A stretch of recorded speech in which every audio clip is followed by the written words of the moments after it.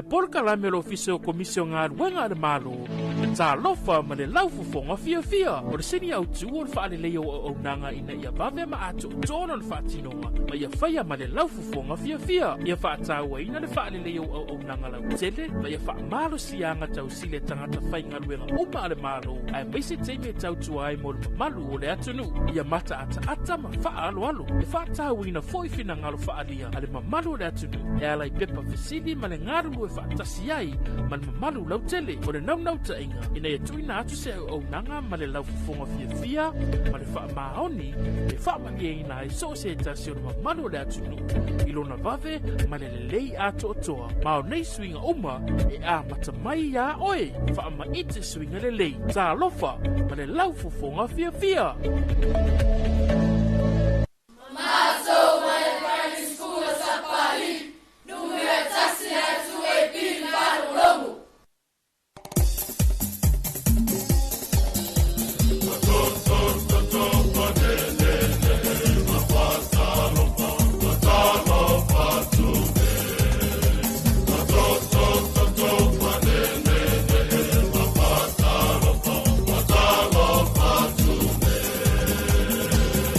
Tamile wati ne vaenga le taia o le wa afaton ne mali tula e ono ile tautu mala unanga si fongo Samoa tu ipi ya ele nei taia fo mali nei ya so fo o tanto o lia ele alofa malanga le o le tua wa mai oile nei taia o le silima sani wa mai oile wa fa mai le nei taia ya po wayala ya pe ona fa umi sina ta oto ia pefa pian ma vo le stoititi au fasilina o a mai oe ile nei tai au ia o ma tau i nei pensula manu vi ia le lo famlanga le le tuolo man wia me uma ia ma na ia foi fa tai la vai le tu mol timu ia ma wele ma lu o le po e to fa ai ma fai ma lo longa le ai se tanto tu ia ma na ia tato tangata alo tato ia lunga tato proclamita lofa lava Samoa nei tai au ia fai fo iona to atu lima ia to mailo au ta lulu lima matafa ta lofa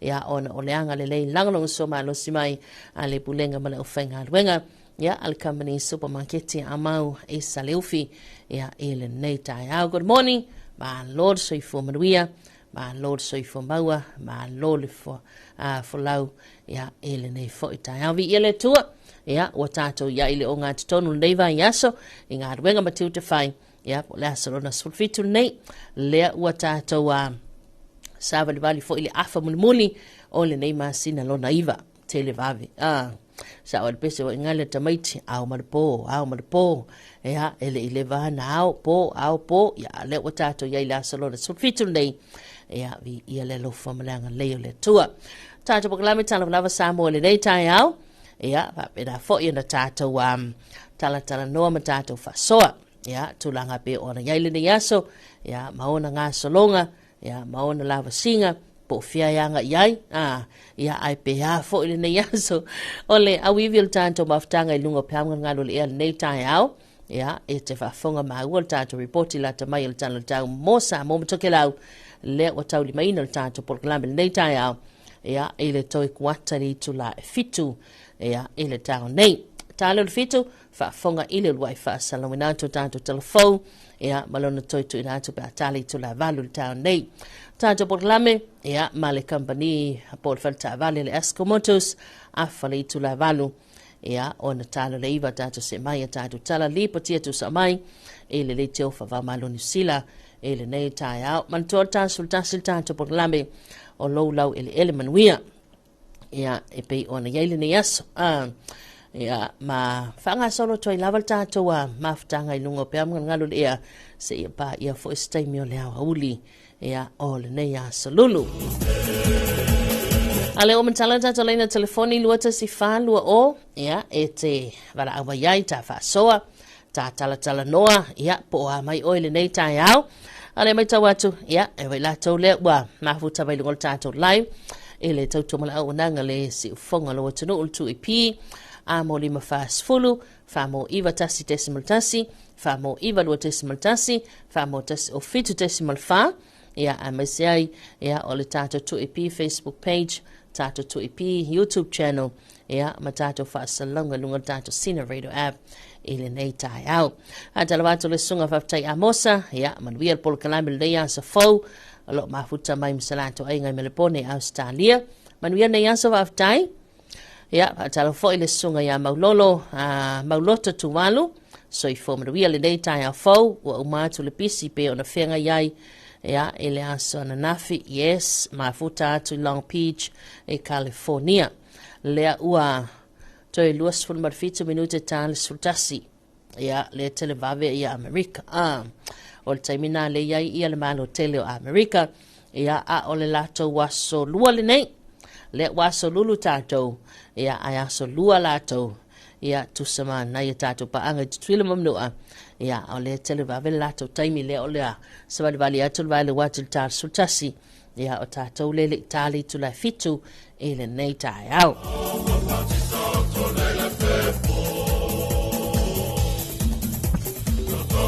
Talofa le whatoi alangi tuaiva yeti pene. Ia, morning. Ma alo le usul nei tai au vi ia le lii. Alo fatu ia tatou malava ina. Manuia le tu al whainga malo fau si tatou o tunuu. Manuia le tiu te alo fatu, God bless. Ia, talofa ni halangi tuaiva. Ia, o le toke lau mao yo.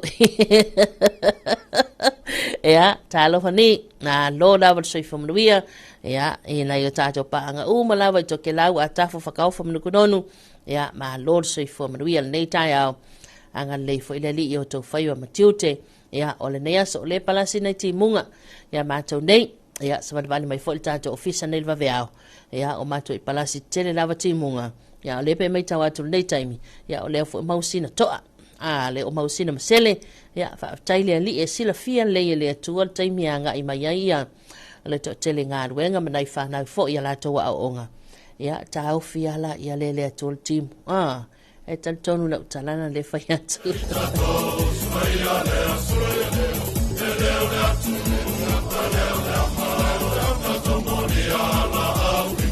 Ia, whaatalo atu le sunga ia Falaniko Arlene. Morning mama.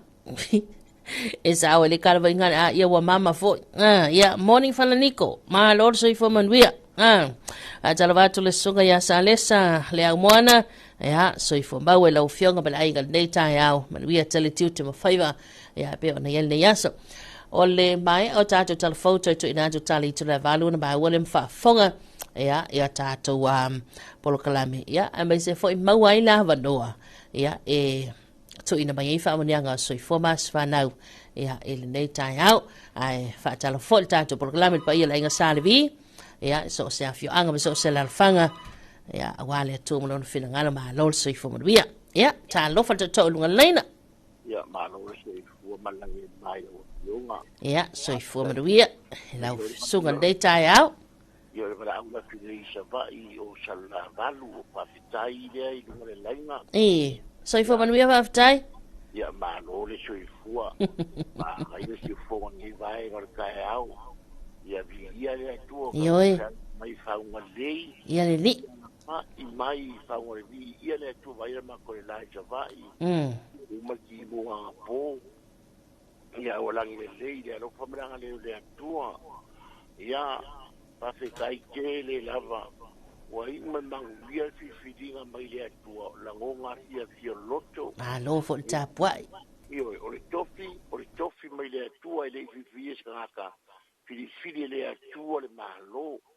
Ia vi ia lea tua. Pau wale mea. Ia maua to fire mu tata uma. Ia maua loto fia. Ia ole kalua kuwai sa wa ingei. Mawhangorongoa kua ngafire la au likio. Ia ma maia ia taukinga sa kai. Ia maia elea kua loko fia. Fia uma sa vai. Or manasi mea ngo mai kaunga. O kwa uruore o me se pari mei sa vai ngei. Ioi. Se ia nga loko sa vai. O kwa uloa le wa kurai ma se pari mei ngei. Inga wa uba kwai ko inga sa iai. Ioi. Aya, ia. Pafikai ia le aropa nge kai au. Ia aropa kui pa anga malava. O kako to eipi. Ai. ia I foi fa danga le tua ia o le tai au Tai lava. la manguia la kiu ke mera wa venga po foi ainga ia fa manguia le tua la awala e le tua o nge ai se para me pupu ia o peru la awala Tai. fa manguia le tua ia o ia manguia la kiu ke nge iaso Fa tai tele lava fa tai molo sao. Tai foi mo fa manianga. Ia anga le foi le li ilo tapo inga ne aso. Tai tele vala mai soi foi ia. se fo Soi foi. Ia ole ua tamua mai ia le soi foi ia zato wa tamaya fa tai mo salato inga nei salavalun mo tele salafai. Ia ma lo laval soi fo mo via nga le li itu tem faivol ni aso luata si falu o tanto le na telefoni mo talato ia mo le tato fa felo in dei tai au atalo vantul tinaya vai lo ia masalato ainga inai no fali atalo fo ia le usia ansi ia masalato au fainga ruenga ia manai fa na wa onga na wanga mai lunga la tele nei tai au good morning ma lo le usu ia ma lo soi fo mo via ele nei tai au Ajalo vantul tanto pol klame ya ele nei tai au ma ota la mat tua pol no fanga la mat tua ma pu fangalele ya fa ma lord so ifo ma via ya to mamatina ya ma lord so ifo ma via vi ele li ya wa phone nei tai au fo ilo to so ifua ya ma se fo ilo senga nei tapo sa ya fa pena ona au ma wai pe wale tau siena le o to ele isi manuia silia tu nei do manuia pa u mai fofonga matua ia o to alo la van sei fo manuia ele nei tai au fa talo fa tato panga malava fe lava vaenga ia fe al tafel nei atu do ia mai son nei langi pe ona e ma mai tato fa salonga ia fa talo fatu ia le si fonga lo atu do lu apil ben sulama nei ma lord sei fo manuia ele nei vaenga le tai au Atalo vanto le sunga ya lena se fika so I manuia ya faima fonga pokalame nei tai au good morning lena manuia tele tu te mafaival ni aso ya ole sunga ya foini malai ulu morning time manuia nei tai au le sunga foini le sunga ya lialiai a so lofa ya good morning manuia pokalame fa anga solo fenga ya manuia tu te mafaiva fenga ya God bless fa tai Tai tele lava manuia nei aso lo sunga le liai atalo fato I foi le sunga ya matile altina ya matile matiasi ya talofa manuia tele tiute fenga I maoile nei tai a fau alofa mo pa anga umal to e pia alofa tele mo malolonga mo mailolonga ya amaise ya o lau fionga fa tai tele altina ya matile manuia tele faiva matiute ya ole nei tai au le sunga ya lua faile aso good morning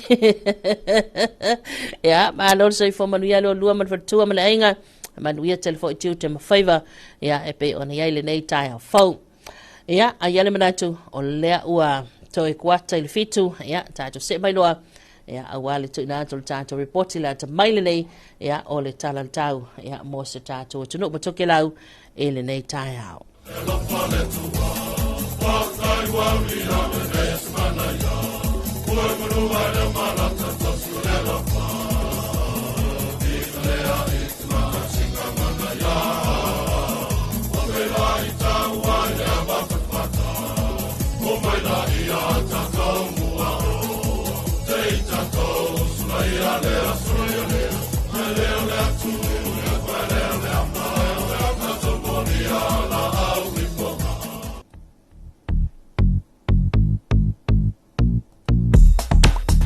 O whamatalanga winga lolo wālo tau, numera 5 mo lau whanoma o ngā Samoa, ia lena whamawina lo fisarwa I tau ben sula munu nei tali tula 5, I le vaveao o le so, ia a salulu nei, sulfitu setema lua felua sulum 5. Whamalusia whautuanga o te munga mafa, whamalusia whautuanga mo o ngā Sami. O se vaenga whetei ingo savili ma te munga o ta oto nei ilunga o Samoa, ma e ono au maia timu e ta urwa vāsolo ai I le so, e ono mamafa ai popo I nisi o vaenga I taimi o le awa uli. O le isi whapoponga o pēng mamafa o le ea I mātua o New Zealand, o lo au maia savili e whiololo le mālolosi o le tua loa savili mai saute se sa e lunga o Samoa. O nei savili whapea uma maua lunga e afua mai I saute. O le asi tia le maua lunga o ngalu siliantu I le lua ma le awhamita mo le so. O le ala o whamalu si ai pea whautuanga e pei ona ta ue lunga mo Samoa atoa. Fianga e ono alia e mai ai e te munga ma e mawhai ni so taimi. Pua wa masi se a wale nufanga maua lunga ma e lorovai nufanga I tafa te whaala e whaatau tau savili taimi e te munga mawhai so ma te tafe au o le sami. O le isi wamtalanga winga lolo wa le tau le atu ina mai pe atali tu le lima I le afiafia na nei ia o le whaitaungala le nā lona ono whamatalanga winga lolo wa le tau mo lau whanua ma o ngā sami o Samoa. Very blessed good morning once again Samoa. Here's our public and marine civil with information number 5 for us issued by the Samoa Met Division at 5 o'clock on this Wednesday early morning, today the 17th of September 2025. Heavy rain advisory is still valid and marine advisory is still valid. A good winter storm now lies within the vicinity of Samoa and may bring isolated showers today, with possible brief heavy falls in some areas during the afternoon. In addition, a high-pressure system centered just north of New Zealand is directing modest south-easterly winds across Samoa, and these winds combined with large southerly swells are likely to generate elevated waves and swells that will exceed 2.5 or 2.5 meters today. Therefore, the advisories stated above remain in force for all of Samoa. Potential impacts for Samoa: periods of heavy downpours with poor visibility, fucking slippery roads over mountain passes and ranges, and pulling near roadsides and waterways. Expect gusty winds during heavy rain and strong currents with rouses. And our next severe wind information will be issued at 5 o'clock this Wednesday afternoon.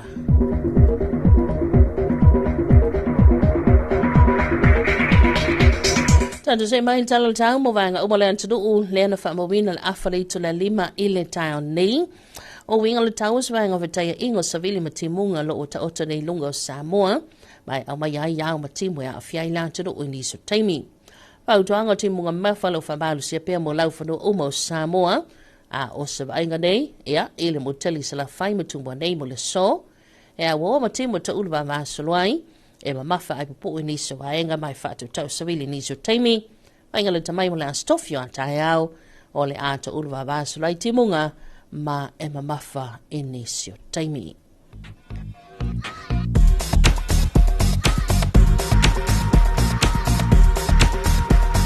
Tata se mal tala tamu ngan se fale le antino ule na fa mawina le afalito le lima ile vavea nei se ia lia van wanga le poana nei. O winga le tawa au savili feololo ma le losi le toa loa savili mai sauti sae o lo a fiai o ngā sami o le atino. Whautuanga mo o ngā sami lo fa malu sia pia mo ngā te fale mo o ngā sami o mo Samoa. Wainga nei I ngā te fale mo o ngā sami I mātu mo le so ma le aso atai au. Ala savili mamatangi angi le toa loa savili mai sauti sae tolu so 5 kilomita le tula o ngalu mau mai lua ma le alfabeta I le tolu mita lona mau lunga. O le vainga le tamai nei ngā te fale mo o ngā sami saute ya mo le so ma le aso atai au e angi le toa loa savili mai sauti sae tolu so 5 kilomita le tula o ngalu e lua ma le alfabeta I le tolu mita lona mau lunga.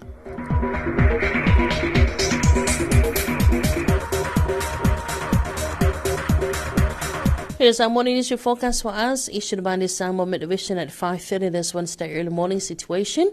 A good weather zone now lies within the vicinity of Samoa. Associated clouds and showers affecting the crib at times. Heavy rain advisory remains in force for all land areas of Samoa. For both the Baldwin Hawaii for today, cloudy with isolated showers, breath heavy falls in some areas, gusty winds at times. And for tomorrow, isolated showers with heavy falls at times.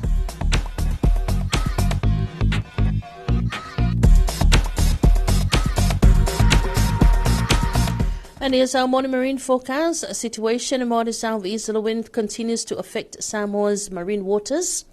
Our marine advisory remains in force for all coastal and marine waters of Samoa. For the northern marine and coastal waters for today and tomorrow, southeasterly winds of 35 to 45 kilometers per hour. Waves and swells of 2.5 to 3 meters.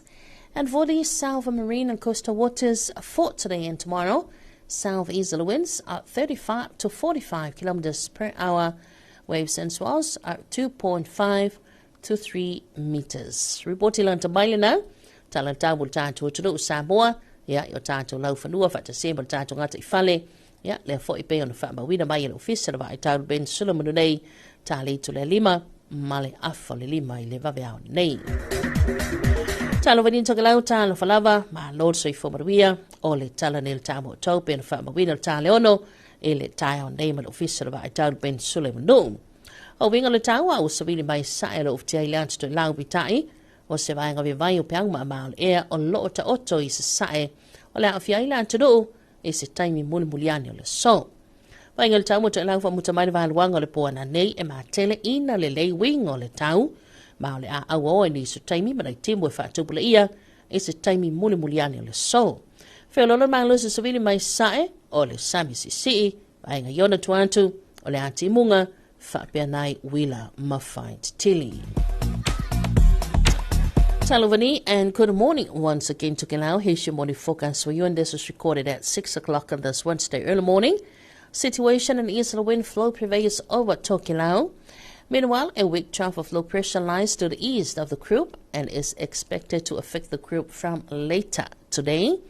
Focus minute tonight for Tokelau, mainly fine weather, cloudy periods, wet some showers developing later today, moderate easterly winds, moderate seas. And for further Tokelau, occasional showers and isolated thunderstorms. And as your morning focus for you, Tokelau, for this Wednesday morning, I have some more updates for you at 20 more minutes to 4 o'clock on this Wednesday afternoon.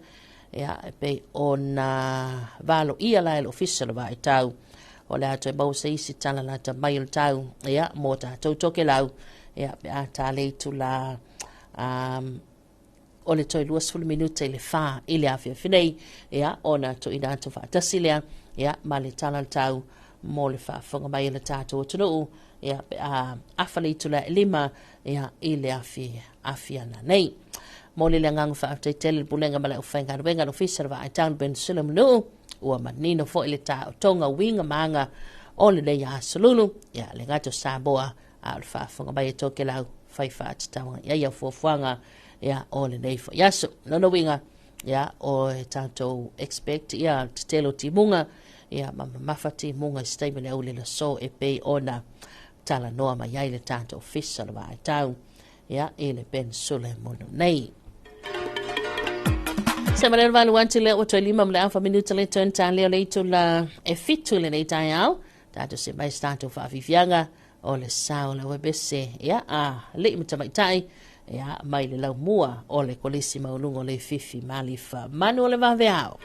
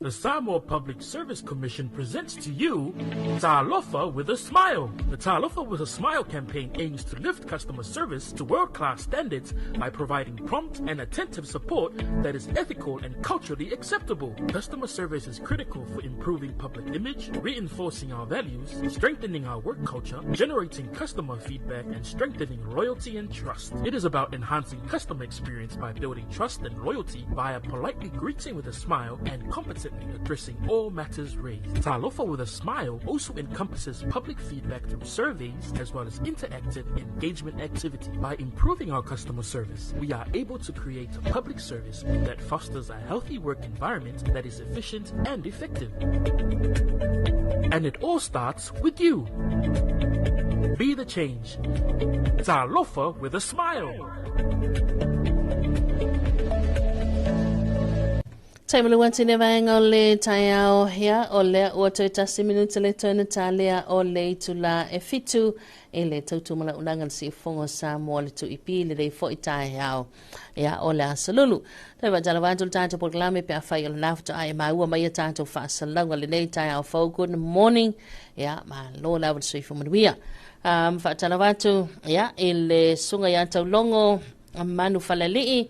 Yeah, good morning. Manuia nei tau le lofa le tua, yes. Manuia le waso tolongo. Watu le sunga ya lena se fika. Yeah, le watu atu uorfont talo le auso metitisi tufulele. Tina ya atasi falitua matua le sea. Talo siaina pia.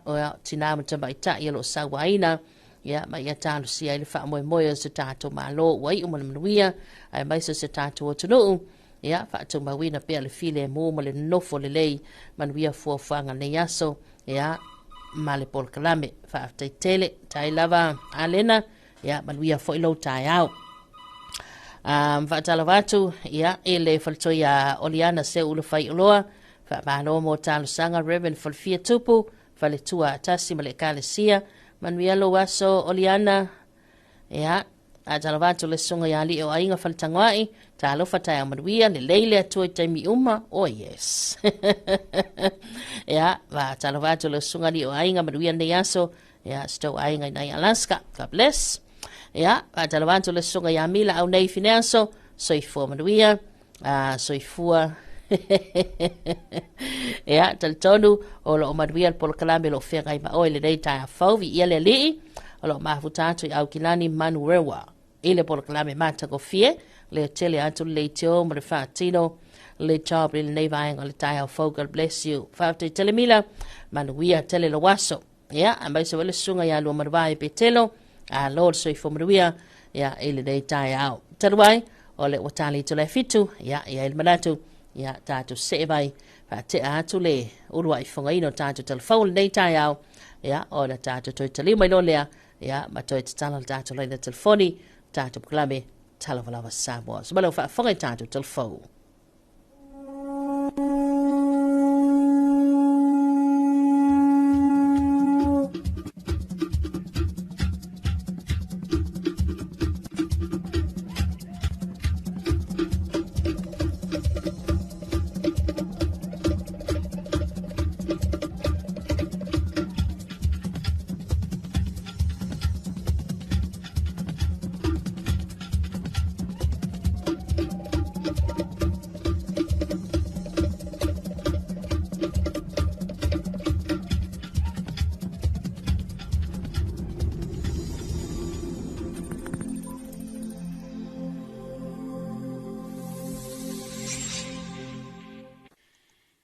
Fia lava te fa talo fatu le nei tula ai alo mai o tatou talafou mai vai fanua. A ole I ulu fale le whainga malo filifilia wa iai nei a mata faatino la tau tiu te le tau beveino le malo. Na mua I wheloa I ma wha aululunga o matanga luenga ma wha ala putuputunga I lima se funu male lua le malo. O I nasa a mata ta pena mai ai le ala fua I le whailau tusia wa o le kapeneta. Tainane le matanga luenga o tupe. Matanga luenga o le vai fafo. Malato uma e nafa matapinanga o mea tau tupe. Na sauno manino le afionga le pale mia la au le mali e toa le watea plata e wafosi. E tauno uatu te tonu le whainga malo. A e waripoti atu to e tasi le vaiaso lo o tutoe. O na papa uleo le laulau mo tutongi o tangata whainga luenga le malo. Na ia ta ua fo ile 25% lea sa iai ta pinanga mai le paketi ne wale pasia le tala au tu wale tupi o mawai atu. O lo o lava se le ne whaatino ma wha awa wai si ati nae. Ai o le tūlanga o lo o matuama na o mia vave le taiminei. O se le ni mo tutongi o tangata whai ngā luenga le malo. Ai mese o lea wale tutongia i o lato o vataimi. Ma ua umana ave le whatonunga i le sol mtanga luenga o tupe. E te tau na tātou ngā ioi lo il tūlanga masani o le kātou whaangaingo ino le tātou tala le tupe le emergency budget. Tātou te whaonga ina le tasi o lima i lalo le whaabaya le malo. E ta pena i se paketi to tonu le tolu sifuwaso. O mawhoi na avel whatonunga ta pena i alava. E le to e manao mia le mea lea o le umo le tolu sifuwaso atu e whaapema i vo i to extend le ai. Awa avel tu alalo le mtanga luengo tupe ma la togo lo ngafa ma le whaso so ino tātou tupe. Ta pena le tātou 105 po le tulafono le mawhai ai o na pasi i le fionga i le au mamalu le malo i lalo le fautuanga le kapeneta e mawhai ai o na whaanga i o i le tātou malo i tonu le tolu suwaso. Ua whailo fo i le pahalemia o tonu le tolu se furuaso lea. E te tau ana tā pena le leia i le tala wha ati tau au tua le tupe alo ia, mō le tu ina atu le pale mene. O lona winga e te tau ana o atu le veiaso lona tolu o ke topa, ua pāsia le tala wha ati tau au tua le tupe i le pale mene. Yeah, o tau sirifia when we go to emergencies, e le eini tūlanga whape tau emergency budget. Ai lafo fo il tūlanga o le ale mea mana o mia tātou temi nei, o li poti le nā mai. Nā o tongi tanga twinga renga. So we prioritize that. A oisi bāenga e lua o le development mai al whaua wino ati na ele fai. Whai mai le treasury o lai lava. Ai nā o tō tongi o tangata whinga renga le a veil wha mua i le aso atai au. Ai a whapea o la lava le tūlanga o iei. Ai leise i lau tele tonunga e fua i le upu lena whai atu. Tolus furuaso. Fai ia lava wale tunu. Le afionga le palemia, la aulia le mali toa le watea pula te va fosi. Ua manu malo le fala putsputonga o ngā luenga tu sa oloto i le suawai i Samoa le IWSA. I le whailonga mo le au nanga sili tangata whaongaina. Le vaenga o Utilities in Transition i le sauninga o whailonga tawaloa. A le Pacific Water and Wastewater Association po le PWWA Honihara. Na awa yatu le sea i malo Clarissa Laulala. Le pulel pol kalami le IWSA. Whaapea Emma Sinclair e talia le whaailonga. Sa manu malo whaatasiai masui mai palau. Ma French Polynesia. O whaala putuputonga ngā luenga tu sa oloto i le suawai. O ni whainga e pūlea e alalafanga. O lo ilalo o lea pol kalame. Ma watu ina atu le tiute tau le sapalai o le suawai. I lima o ali ima whaipule o nei alalafanga. Isa moe whaatautai e lalo o le taiala whaamatai. Ma ua whaatuwina e komito suawai te tonu o le pūlenga o noo. E ese mai lea whainga masani. O le pule ma le whaio whaai unga. E iaile e tangata o lo whaongaina le au o nanga. I se pepa o whaamatalanga mai le whaala putuputonga. E ma whaia nuu na whaatuatuaina i lātou lava. Ma whaalau tele le ngā whatia e taliatu ilu i tau. E peio swinga o le tau. A o fia tangata i le whai o whaai unga ma le tau singa o le suawai. E sili atu lo lātou tau si ma le wha maoni le au nanga. Ma wha awawai pia le lumanai. O se tase o whaatinonga na wha iloai le a malosi. O le wha apipiina o mita i whainga e mawai le suawai mai puna vai. Ma ua wha manuia nai a inga i le mawaina leo le suawai i taimi uma. Ai ewi i nei manuia. O loo iei pelu i tau e viso tai ma le lava o puna oa. Ai mese o mea whai ngā luenga, e whaatino ai ngā luenga o li suawai. O Samoa se taso atu nu o le Pasifika wa tu mātila i lana nganoo, ona o pulenga mamalu ali i mawhai pule, e o lava i tutonu o le malo, ma wamana i aile sao tau o noo, o lo awala mai suita mai tai masuyo noo, lato te momoli le whi awi tutonu o lato wafio anga a wāti nae, e whaalele ai tanga talau tele. O le tūlanga fo i leo lo o anga i fo i lumale au nanga le whaala putuputonga o ngā luenga tū sa o loto suawai i Samoa. Ona o le lato ngā lule whaatasi manise o pūlenga mamalu ali i mawhaipule, i tūlanga tau suawai. Na tā ua le pule o polkalame al wha la putuputonga ia lesia i malo Clarissa la wilala. O se wha malusi au mo le wha la putuputonga e wha awau pea. E wha manatu mai ei le tā ua le tautua. Mai le na o le wha manuianga mo le wha la putuputonga. Ai moa li i mawhai pule o a fiuanga. O loo lātou ngālu lue whaatasi. E wha o mausalilo lātou to maile au onanga. Ma whaelo ai le tā ua o le ngāluenga i le maitau atu o tangata. Na ia tā ua fo i le manu malo ai o si tase o whailonga le Pasifika i tūlanga tau ngāluenga o suawai tū Saoloto i Samoa. O le whailonga o avea mawanoa i langona i nai leo o nuu i tua. O loo maasani o na le au fia i talanoanga wha i tūlangi i le saunga le mua le suawai. O nuu i le Pasifika i ei le ngā whatia ma le tomai. E wha tautaia mapule eina ala tō suawai. O le mea mena o mia o le lango malo se pe o le nei wha ala putuputonga. Mo se wha te ita ingo se wha ala putuputonga. E mawhaio na tu ina atu whautuanga wha teknolosi. Wha alau tele le tomai. Mawhe soa ni tau tupe. Wa tātou talafona mo le nei tai au manu e tele whi a mga luenga o le awhia ngai mele atunu o.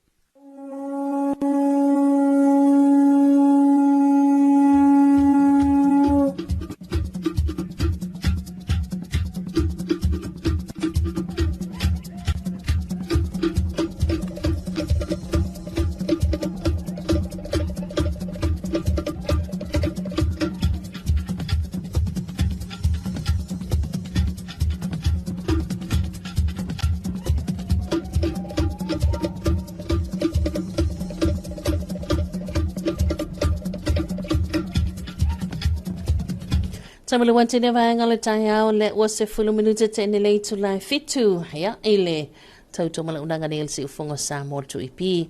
Ya, ole na ofa fonga fo i tatu telefau lona lua ifa salaudatu. Beyo na tapane na mafungaina. Ya, ile sunga ya Martha taumata whawai mal tatu telefau team. Tali tu lai valu, ya, ona toi maua lea. Mafa fonga ya tatu telefau.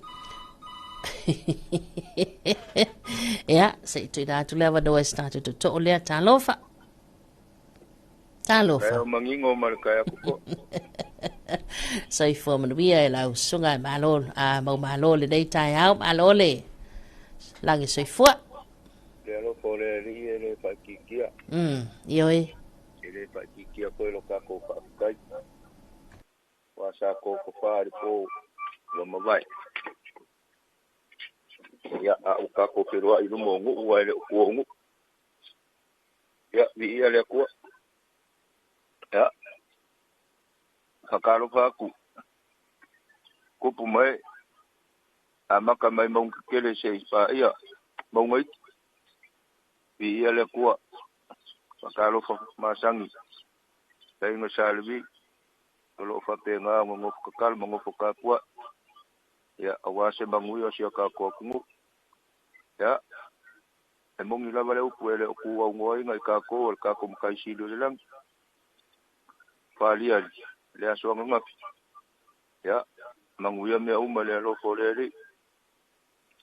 Lo ya lava au lava ima au pui. Ya lo nganga e lo koi finga ngalo manga. O sio ka ko kungu. Fa kalo fa ko. Sio ngu pele. Kemali infailau falkuwa makau si sawam kemaka saya olava ya mo fangau ya fakalo faku kako bayang fa upufa yo tu IP fi ko kunga fo ila so mabai ya malol kaukuwa malole fa malolos ya olo ya ila val fi le mu oleli ya awale pa foi ngo kofi makiu ke wala una yo ko ya mo wolo ko manos mo lo ko fi ngalo e wal fa ki ngo se au mal ngaluenga ai ya fa kalo fa ku makango nga mala mo sio ka ko malo ya ele nga ka ko ile mo ku sa fa kai foi lo ko langolang pa koi lo ko fa mapo pa kalo fa ku foi New Zealand, Australia, Amerika. Ia lava se kakalangi o lo whaafonga mai ai se Samoa o riuri. Ia vi ia leri. Pakalofa ko apulmei. Malol soifua malol langi mama. Ale nga pakoilea nga yo uso yuka ile pale. Ya nga kai maruka. Ya. Malol soifua malol folau. Ya. Mawa po se finga ngalo la wo fionga fong kalai o mau ka ku ai pingias. Tai. Ya wale longo puyali fo yo. Me o fa penga un ka penga inga. Mamele ka penga inga. Mame wo uma ka penga. Ya. Ale nga ko leo ka ko pa anga masang. Mo ku pulongo. Anga ka kumbuange. Ya. Nga wo uma nga fa mau ko swa pa le skala. Fong kalai il mau ka ku ai pi. Ya. Kako pero pe mo kako we vai ya wa fo ngi ya so mo ka wo manga ya le ala vai mai ka wa ku ya fai la va pa u ngai kimu so ma ko fai ku ngi pero ngai la ru ku sa pa ka si ka ko nga ali ko fin Eoi. ol kai mi wa ma u ol kai mi wa la fi Ole fo wa ma sina. Ku ya nga we pa u la va me ka ko ol kalia mari nga fa kai ya Ole, pakalo kurunga ni bae ngol kayao. Ya walo pongola ko ngi bae ngolaso. Tai tele la vai la suga malo mo lo sao tai foi mo fa mdianga. Ya anga lele li. Tiu te mafaiva le ya so ya manuia tele ya malo longa. Awangi fa fi au ne ya so le timo le fo ye. Alu lava le fuluma to sau ya ne te wa inga singa se o to ina. Ai fa tai mo lo sao.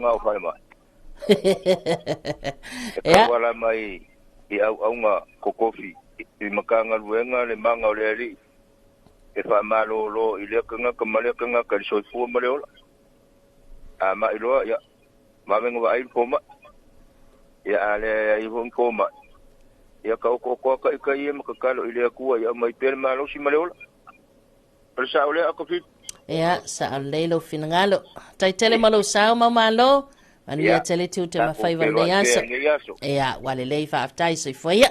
Ia, soifua ia. Soifua. Ea, o nei to masani lava le tātu porklame. Ea, ele nei vaenga le tai au. Whaatalo whantu le sunga ia wrong. Good morning. Soifua maruia. Regards asi salan tu pa ipira asi. Ea, good morning wrong. Maruia tele nei tai au.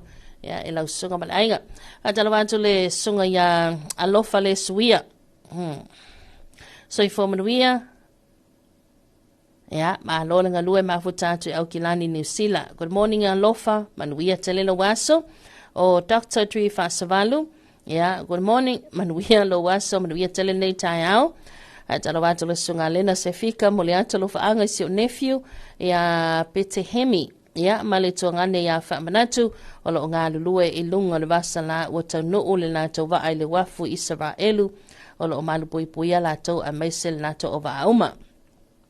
A talo wātu a sunga whamanatu ya amasio tau o waa ya na ya loia matama whanau o tātou o tunu o la ua I le wafu Israelu. Ya, good morning. Ia o tau o atu le aipa ia. Ya, ma lo la warsoi whamanwia ya alofa tele atu tātou poklame mo o tau moli atu alofa anga na o lena mo o tau ya manuia tele neva enga o le taiao o lea sa ta ua ia tātou telefoutu langa pe o na ilsa unuanga whaapitoa mai lana fionga I lele I pālemia o na pola au le mali toa le watea pola te mau fosi ya ele tūlanga ua ave ai whaafautuanga I le matanga ruenga tupe ya o le toi tasilva yaso toi tasilva yaso le toi ya lona winga ana fa peala ele ai le fofuanga le ya lona winga ya o atu le si pe wa alva yaso tongi nei ya o lona winga ya o atu le si tongi ya wale ai tongi tangata fainga wenga le malo o le si vaenga pe o ati na e male development of Samoa ya o lai okay o lai lava pe ona manino ya tatu telefon ya o tongi na vaia o tangata whainga luenga o malawa le malo, matanga luenga o fisa, mo whaalapo tonga tuma oti. Ea, o lea o sao noa manino, ea, lana fionga lili pāne mia. Tolu suruaso, ea, lea wha ngā yo ia ili tūlanga lea. ina ia lava matutoi tulanga pe ona iai ia o le vaenga pe ona iai ia o tātou wa to tele na wala usila fia ia tulanga pe ona iai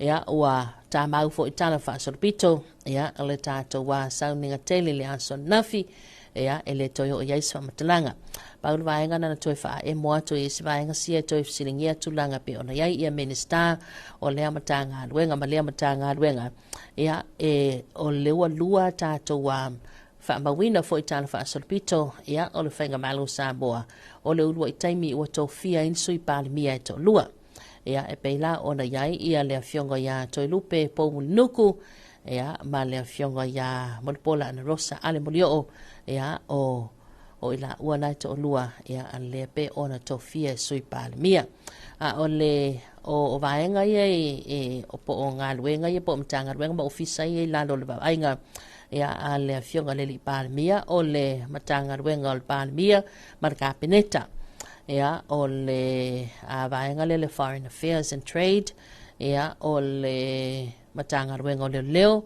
fale pui pui ma le toi fotaina o le Samoa Law Reform Commission ia o le office o le sulfainga Office of the Ombudsman ia o le ofisa por matanga ruenga ia le pisasi ia por vanga fo ile puleina ia tangata fainga ruenga umalawa le malo ia o le fo itiltilo atu ia imale pulenga o tangata fa mai mo mai antuno mau ia por le ofisa torisi ia epe ona ia umalawa ia vaenga na o le afionga ia toi lupe po munuku ia ua tofia nei ia ile tofinga suipan mia ia a mai se fo il minister nga ruenga tele le malo ia le alai au fia i tonu ia taipe fatata ingo le Samoa Port Authority ia o le Samoa Airport ia o le Samoa Shipping Corporation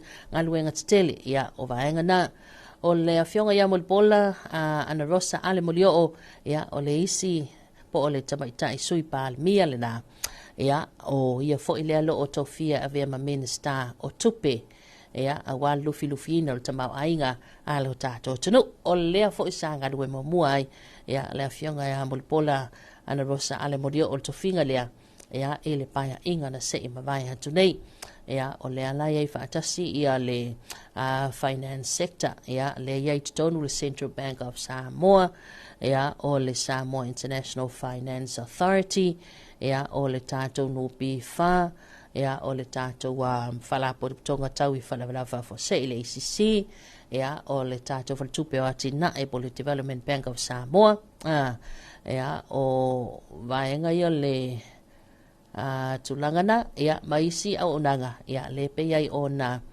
ai lalo le vainga ia ale afionga ia ana rosa molipola ana rosa le alai o lona suia minister o le afionga ia asiata tavui ia le suia tu ia molipola ana rosa ia o le fionga ia toi lupe po munuku on sembo ia o le minister ngarunga tele le malo le sui minister pe minister lang lang atu ia ile sunga ia taitu ave la faitele valoanga ia o le sui fai pule mai ala tau sifo ia ona so mai lo le male minister wa onga ia o le afionga ia honorable ai ono Dr. Alec Ekiroma ia o lona sui minister o le afionga ia le tinganga mtafai lawina I inga ia le na o le minister na wa onga ia manganu o le minister of Amsinonga ia o le afionga honorable Fesola ia pulu tu si upu tu inga mala ia fantasi ai malona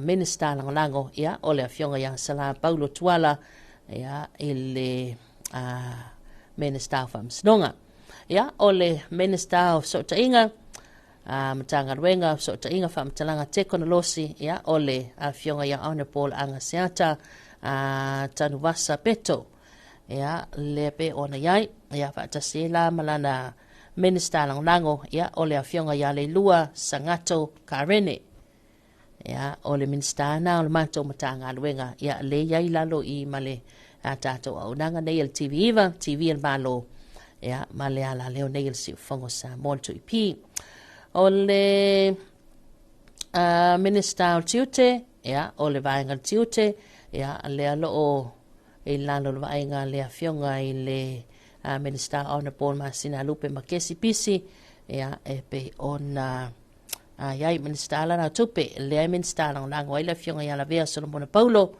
ia, i le Minister o tiute. Se mai lea i le Minister o tupe maua, ia, ma vaenga ia tau o kika, ia, lea loo e lalo le vaenga le fionga ia Honorable Paunga, tala le Paunga. Ia, paula leo le mitanga ruenga pe lele o iai sona sui Minister po se Minister Lango. Ia, e pe ona iai.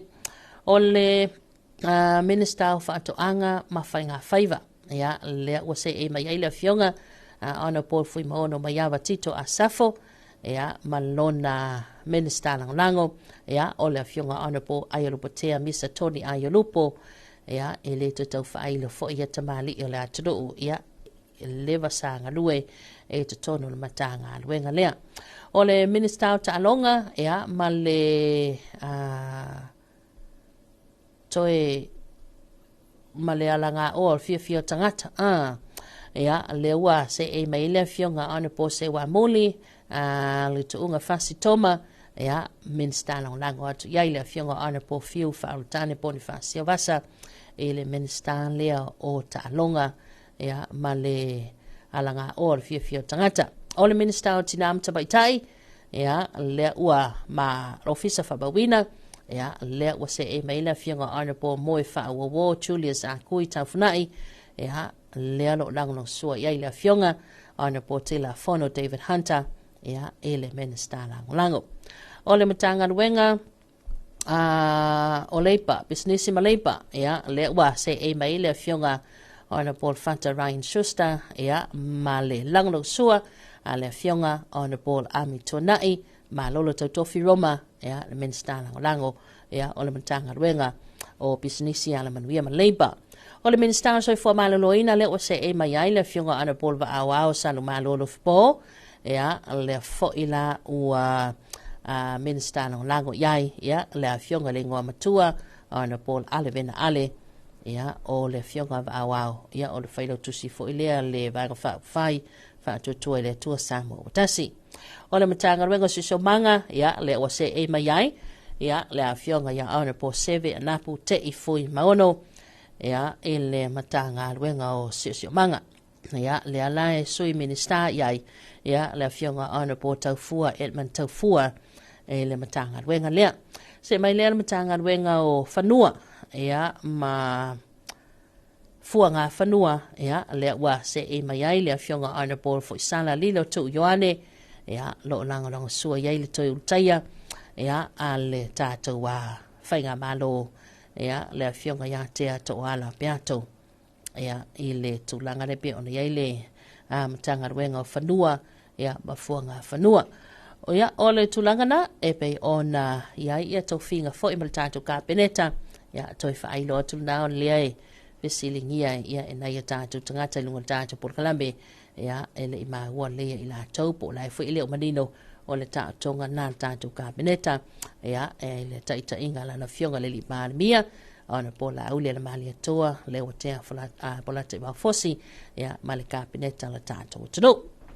E pe ona iai. Ia, se mai lona tātou taimi nei vāngal tai au le ulu sur fitu minute te ine leitu lai fitu, tātou se e ato tātou whaafifianga vai foi o tātou Porkalame, tala walawa Samoa le nei tai au, ia, ona tātou tu se mwhoi lea, toi te tala tātou leira telefoni, tātou tala noa, ia, e le tātou tala walawa Samoa.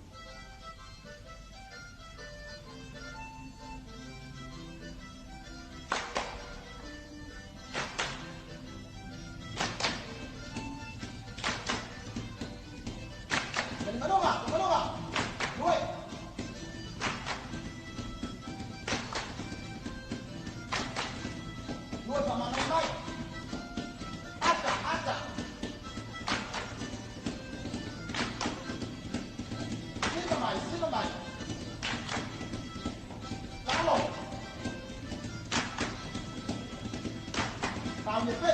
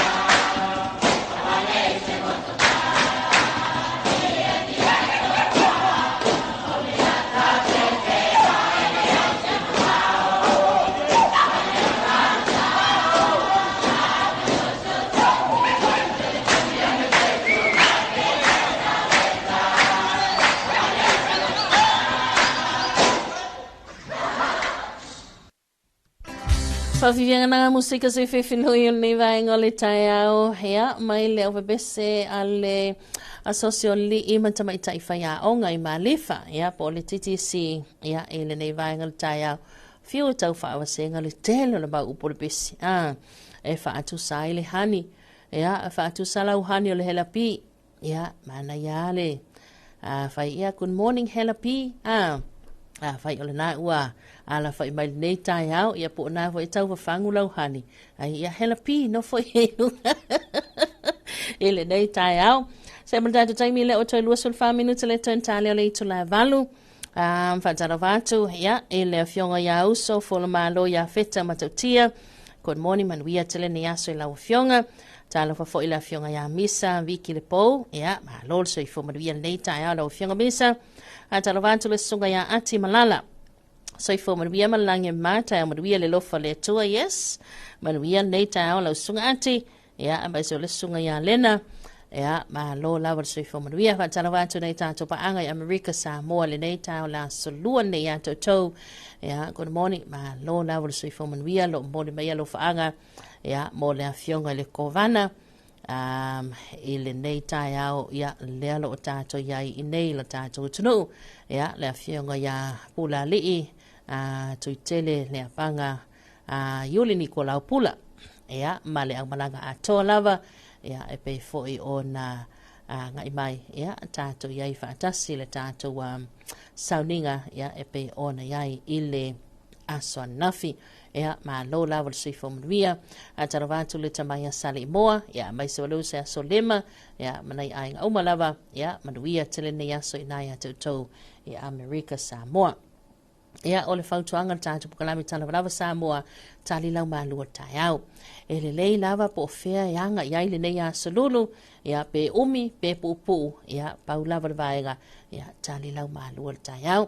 Mai se vo ina I tamama nei tina mātutua, ia le ngata le nā, ole pito la au nei mātua le anga I mai muna boli nei whanau la to whala onga nei tai au, tai le li o le mausina masele, ia I le lau le lei foi, ia nga ia toi wao tato ia pe mana na o le timu ai a timu telefoi ia wala ngona I foi le fasileo foi ngale le va pe seu ke le ki musole ia a tulanga na fa tai le tua le ua mawasina lao le lei ia ele ngata malu le fa ngan wenga ia mai sel moli na fa na yo la to fa le onga toi tuli ma tua I mangota malawa ia o le si foi lo o fia ngai ma fa la ve tau le ainga ia o maliu ia po a soifua so whanau ia o tu whata Singapore reunions ia ma tele lawa I la tolo tali malo ia to tele na ia tātou tangata le samalanga ia mai atu no mamau ia awal tātou wha moe nafi ia o le whala o toi toi taliu nisi le asolo nei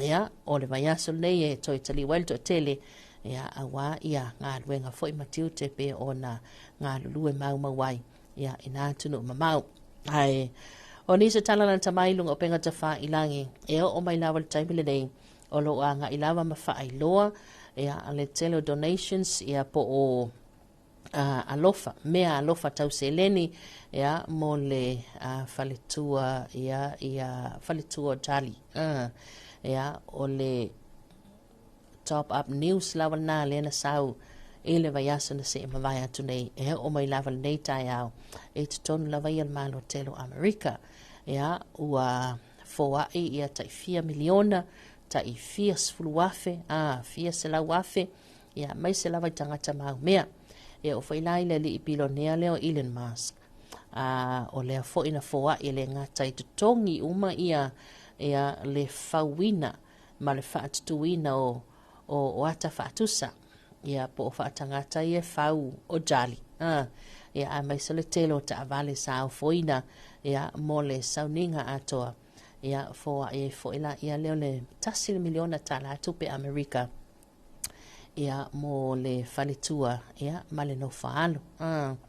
Telenisio e o fo ia Mark Zuckerberg ia le ali pule o le fola leo le Facebook ia foa I foi ia le selawa feta la tupe Amerika ia manisio o donations ia taipe o ta mafa ia ma vanga umalava e mana o mia yaso fai so ia mo le faletua ia mai se fo ia matua jali to tele misia ele ngata lai tono na o le malo telo America ia a o le tele o isi atunu ia le ua to ina mai la to wa fe autostosia fa o mai la to fa mai senga foi ia e pele mai mamae ia mai se la fo el tu langa foi le i le to tele la uta alo o le football ia i o le vai ngalai o i America ia o le basketball ia i lato ia pe o le donate uma le tele fai tau miliona ia o lato seleni se tasoli ita alo ele basketball i tono malo telo America California o le ua ofa mai ia tasili miliona e tausia ia le whanau to lua Charlie Kirk ia o le manai ia le whaitau atu to tele lau Samaria ngalelei ia le alo au foina lato o unanga ia mal lato wa alo fa foi ia i le faletua ia a me se foi o si whanau a jali Tala dada laina telefoni lua tasi whalua o whatalofa atu le tamaya nonu ia i nai paia whatalofa fo i le tamaya sua ia soifo manuia sua pa ia latau ainga saan sua ia manuia tali tiu tem whaiva le aso whatalofa atu i fo i le to whaia mailolonga msalanto ainga e uso ia maulia ia whatalofa fo i le whale langa le afio ango sapunau i whale alili ia ma lo le ala usu o lea ua mua matua uu ia lele yo o atu au kuka le au nga sese ata lavati atu tol data ya ia manuia tele de ya fuanga mai se nga wenga batiu tel nias ia o la tala no lato fai pule la o minister ia ma lo sei fo manuia ya to ia ile nei tai au ata lavati lo se fola au kuka ma nga sese fal engel sunrise ia good morning lo sei fo manuia ia ile nei tai au ia o mtana data lena telefoni data se stato fa fianga ia o le pese mai Sayuli Victor Elisara ia marabina kari ta walo sila feel time ia o le wato sfluiva mal afa minuta le toi o Natalia le to la valo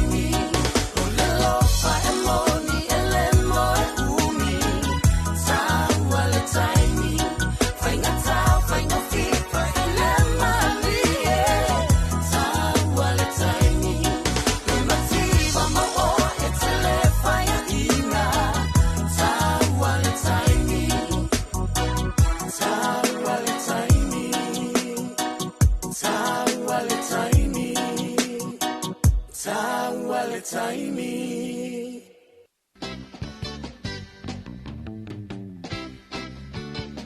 Talofa. E whawhila ia tu le malo ta sa ofa atau mala e fwy polokal nei tai au. O whata sia tu nei maketi fungole. Whala loa ino au nanga nupi wha. Malo se futi na. Wa mai nei tai au. Oka, shine my little box. Le manuia whaftai. Box. Oi. O le e whasa salama whawhanga le box. Where's your favorite salam te o tupitu sa noa? For voluntary contribution nupi wha. E tu sa lava whamonyanga e anga wa aile tangata lo whenga luenga. Ia ma oi. Oi se whaftai sisi. Le mana whaalongo lau au nanga nanu pi wha ai o te le ialu lava e asi ai ma whaatala noa. A o lea lewa manino mata le vai. E a o walulu e whaila ristala. Ma tu ale tonti na whetala e a mata ai. So, Casey, mula ristala nupi wha, whain patino i nei tato ofisa e pia masalonga, e na alo pe whanau lewe mana o mia e au noa masi tusongu.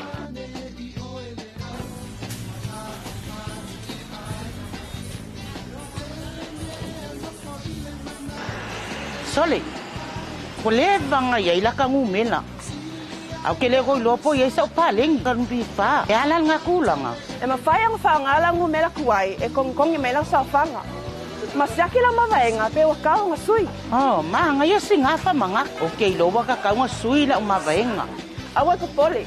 E tu sa leia whamyanga lo mawe oile fai sa whanga tu sa noa. Ma le sui lo whainga wenga. Mawal pasene, mawhai na whaile loan. Ai mai se whamyanga moe maliliu. Papo desi pe a retire. Oi se fa pekai. Se i koe su e mai la umela nupi fa. Se i ke o le lima afele wa maua.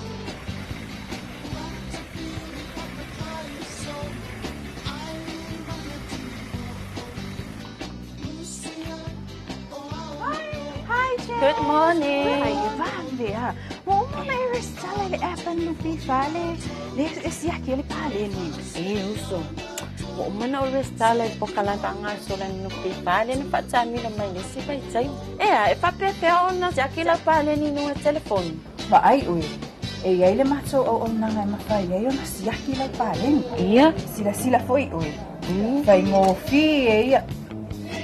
E mafai ona siaki ai la pale. Salai sa whanga mo ila tau o hitai. Salo sangai no ngā tupela iti. Ia sia au nanga. O le whai ngofi e le atle al nuki wha. Ioi, oe le whai whaiva, le whai whatsoanga, le whai la fumanu. Mufa atau so o se mea tau li mai so o se makesi. Ua mawhai nei o na eres tala. A vea oe masui whai sau whanga tu sau noa nuki wha. E au noa masit song. Resi tala nei loa. Ma teu se vaenga o au tupe maua, mo lou lumana i manvia.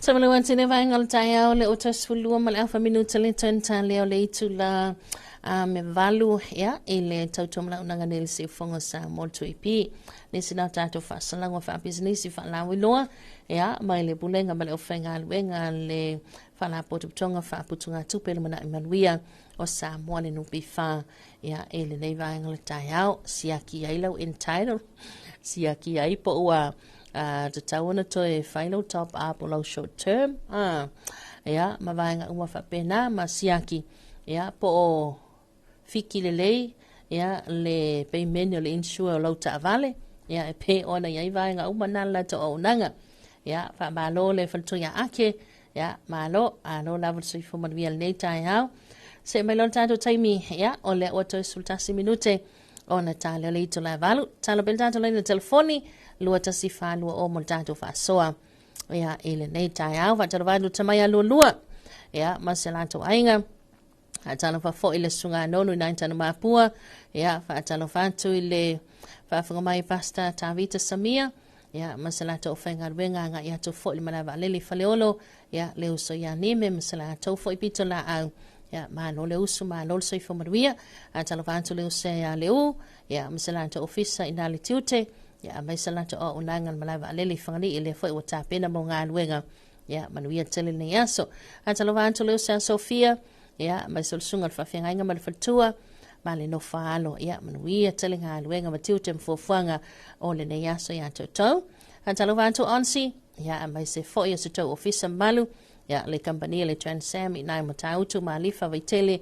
Good morning ma lo leusu, ia ma lo so i fomaruia e le nei tau mai se lo nei tatu paanga le mafuta mai nung laltele, a talofa foi, sungai ave ta vale malato pito la au, ia ma lo so i fomaruia. Talofa tau nunga leina. Alo, se fua kutepe. Ia, so i fomaruia e lau sunga lo luan nei tai au. Kai le kua mo ngai aso a. Oi. Ma se la ma ka ofio na aso. O so ele la isa va ngai. Ya, kere lo ya o kope. Po la po ko ulung himu. Ah. Ole asa timul tai au, ya ole ua mawasina masele, ole foi ua amata va il mata la e mato. O ya, usala ka ko. Ai le ko wo i foi fa mo malo. Ah. Ya, ma no foi ta pai. Hasta kali lo polar que me ama caía. Ai fuanga nga folfolo. Ah. Ola wa amata I tongi le malo. Ya, ne ko isiria ngang kawa.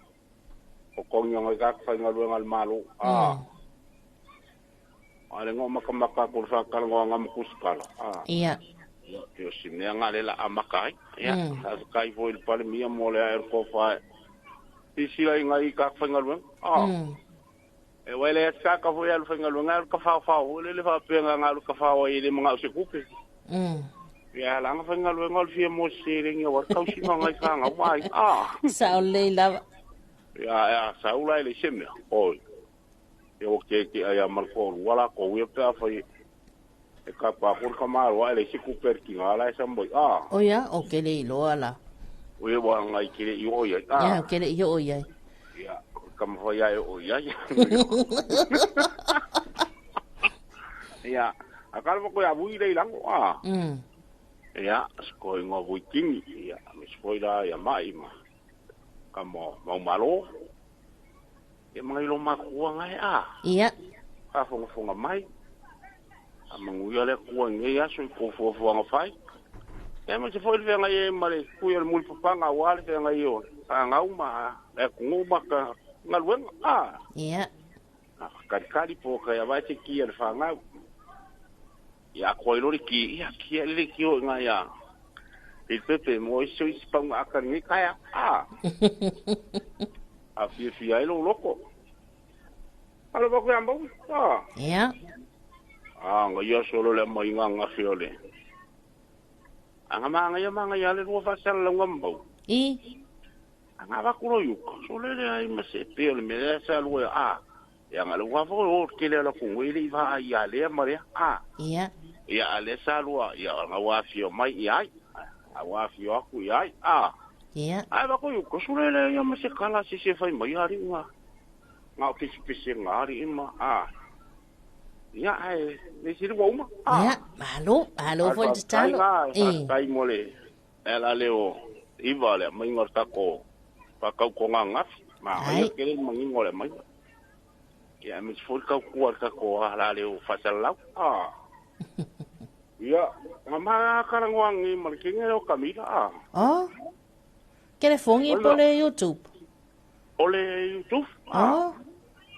O kere wala au mai wa volang ke rola ngumela ngarua mai. Ah. Oh, famela ola la scala. Ai mai ole fa ve kai me malo. Ah. Ia. O fiu su e se va ngo le nga ke mo vai si el malo fa kai. Fa o mai no yawe. O ia nga wala ka ka nga ah. Oh. Ole la o pa nga fa fonga mai. Ia. A fe kai ke le mai ar kama sale sama kamila rika ko ku. Ah. O nga maka kamila le we masalesa. Lang ful hai mai fa ka senga yan la wa fa fi kai. Ah, ala me nga le bi sa o mai sa le sa ya oi. Ya lang ful le lo sa lang mo na ka mi. Ole la kurva ve kai yer kenga nga mai yer. Aya se kai mai para mi ah. Iya. A kai mai fa kai mai fo la ka nga ku nga makai. Iya, TV va. Pa ku ya mawi ma. Fit pepe le sa ka ngwa ku tu pi. Ia sa o lo ke men ka wol wa nga sa ma ko ka ngoi o me ngo mai a e mo ia ama ka ngoi o ila isa ola Mai le ya mau.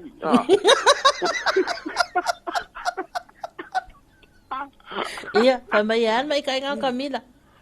La fa manguia mai le makomi skala lango. Ia. Ya wi inga.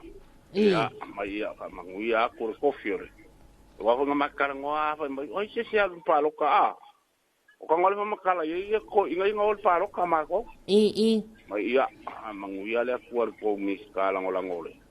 Miskala ngolangol palmia. Moi manga ia kele melo e ko miskala ngola. O ia ia le rei fa kai kele. Mai ia ko lo fa anga tuepi. Ia. Ala lo fa mai o rua ma. Mas kamo va ai ma. Matwei Kere kau foi a fa soinga. Ila vea mai fa so. Oh, misi Pe se me nga va ir kenge sa unga ya fa so ele fia. Na wale ka wa vai ma fa so. E fia la kupenga nga mai Camilo. Abule wala kullo mo ko markate kala mai. Ale lu se la upami. Pekati. Oye kala lo makua. La ya lu male wa ngolo ko ngo fa di wila uka. Apa lu markat nga ngai lai kiki kupe. Ole men. La la uka nga kupe la popo. Mo fa kala. Nga la uka fo ye ma fa nga sawi fa fo lima kala. Ya bazar mo ngi ma ol fa ka nga. Ya. Ya, ai se ko fia manga, ko vala mo se kemi ko fa mo kala ko fa ta Camila. Etele ang ekere ka oko ngeyas. Ele ai wole lo ala pu. O ko lo kama. O kama ki wa mo fe wa so lo la pu fango. Ia. Ya le ala mo le mo fa ngo wa fa la ngal pu nga ka ki ka oko. Keiloa, kia isa o lo makuala pu. Langal mele yai oe e ka oko mea le sia songa fua o le sia songa fua la e ka oko. Ele le pe o kia e ale mata o ke wala mula mo mo ko pupa. Akala wa ka pelo ngalo mai. Ya mas ko ngong le anga ngai kang mapu. Male ngong le. Ipa ya. Ya ka kalo ko le au ai ngala au sango. Manguia le kuan ngia su io la ele me la foia le ka ko ema ioi le wo ka ko mai lang kongul malo ya manguia le kuan palmia mar ka pinga kama kar si au ngi kam ya ta wa til pe o maka ko le me ngale mo ko bi inga mal palmi me ri mala ko ka so wa fu nga kangi wale la voye nga ya lu nga su fa o ye fu kangi fu markelo pisi marko ye fu ia eva manguela ko la ku ke vi pepe tai alo fa fu si ko fale o kap po mai lo wal foi bangi ya so ya mis foi nga yuso fa sa lau wa fa finge ia anga le fu le ko ka ko ia o ko fi le mo al me si le ma wa ma pi le ko Wa ngai le yo ngai ke pi le ko. Ore makua i. Ia nga. Wa e mausali ar mele ai. Ngai ke le yo ol me ka ol fai ai. Ke le yo o ai. Ia ole va ai le ya fai la fi ngai fa di mai yo fi. Ya le so fe au yen ga.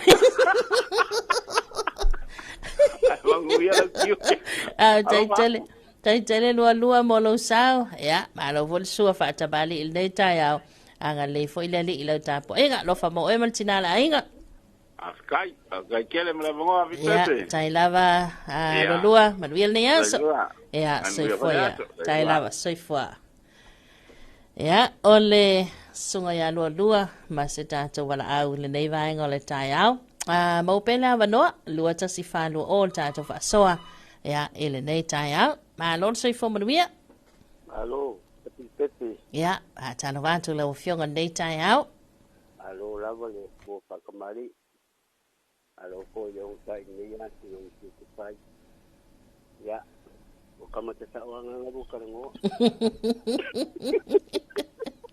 kama ye o ke kama se mo ko yo ki kamata o ngai au popo ngai ke popo. Ya mali se po se. Lord sei fo man via. Nge ya so mo popo fai ya mali fo de li lau kiu ke nge ya tu. Ai. Mangia. Ke o di ngai fo ile. Ko pelo malo se wala o nganga le kungu. Ai lava. Ko se yo te nge ya.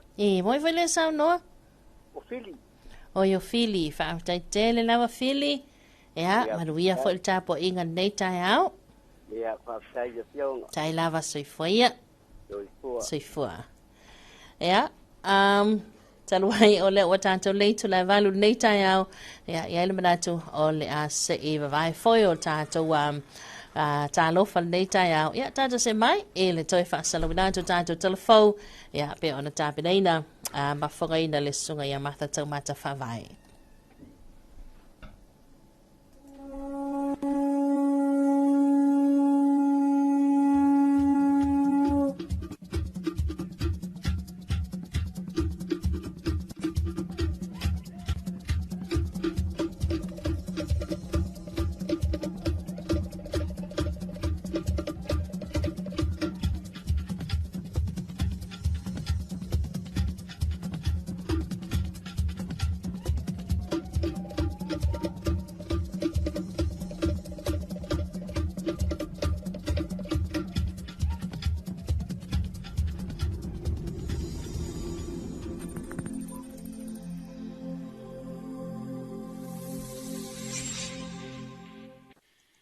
E fia lava e fa talofa tule nei tula ai alo mai o tatou talafou mai vai fanua.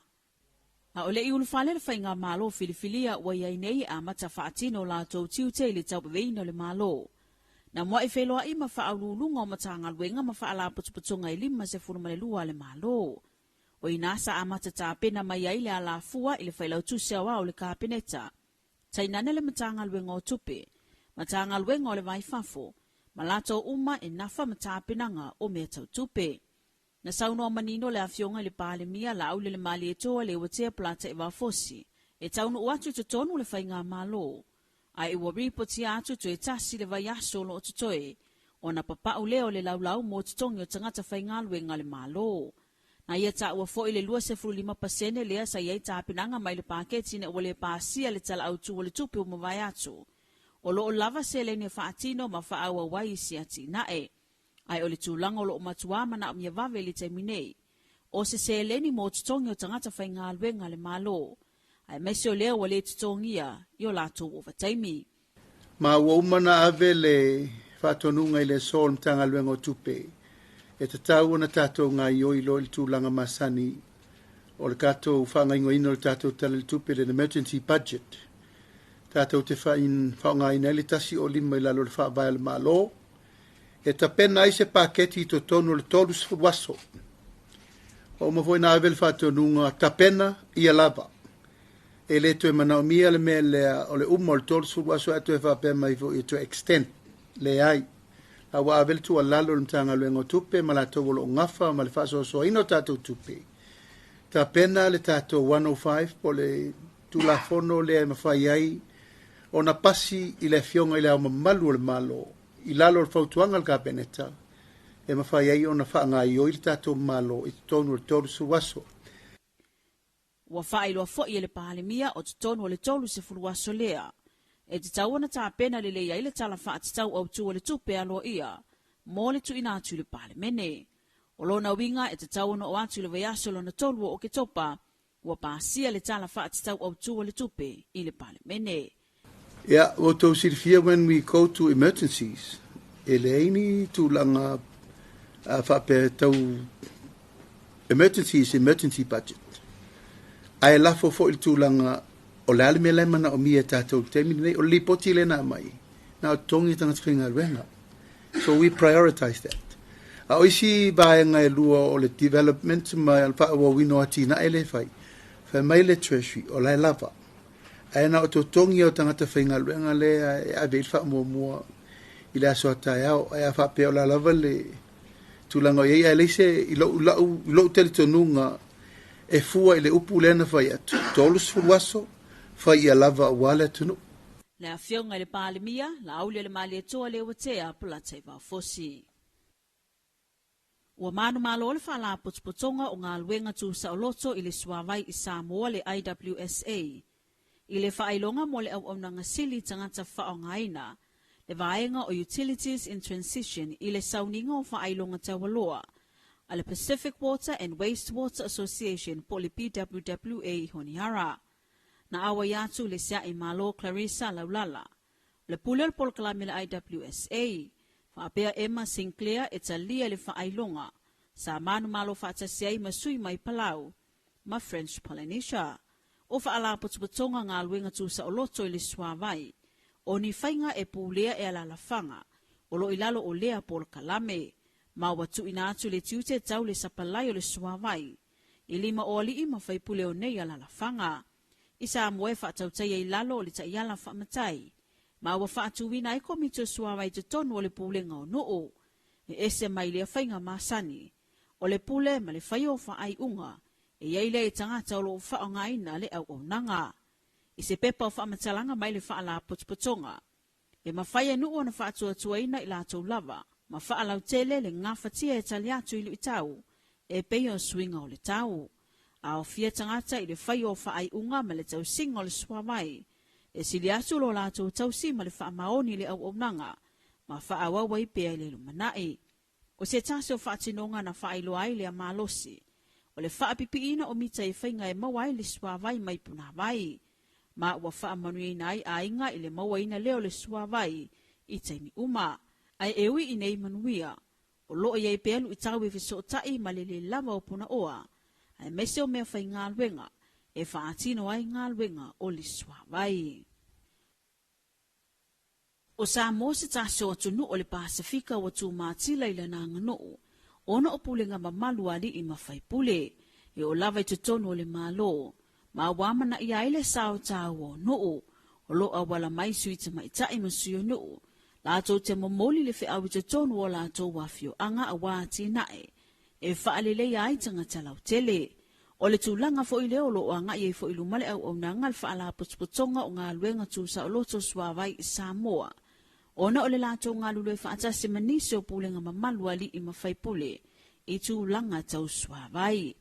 Na tā ua le pule o pol kalame al whaala putuputonga, ya lesia i malo Clarissa la wilala. O se whaamalusi au mo le whaala putuputonga e whaawau pea, e whaamanatu mai ei le tā ua le tautua, mai le na o le whaamanuianga mo le whaala putuputonga.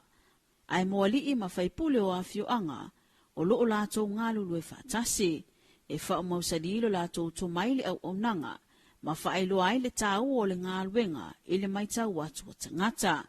Na ia tāu a fo i le manu malo ai o si tase o whailonga le Pasifika i tūlanga tau ngā luenga o suawai tū sa o loto i Samoa, o le whailonga o avea mawanoa i langona i nai leo onu i tua, o loo maasani o na le au fia i talanoanga whaai tūlangi, i le saunga le mua le suawai. O nu i le Pasifika i eile ngā whatia ma le tomai, e whaatautaia mapule aina la tō suawai. O le mea mena o mia, o le lango malosi e pe o le nei whaala putuputonga, mo se whaataita inga o se whaala putuputonga, e mawhaio na tu ina atu whautuanga whaatekonolosi, whaalau tele le tomai, mawhe soani tau tupe. Wa tātou talafona mo le nei tai au, manu e tele whi a mga luenga, o le awhia ngai mele atunoo.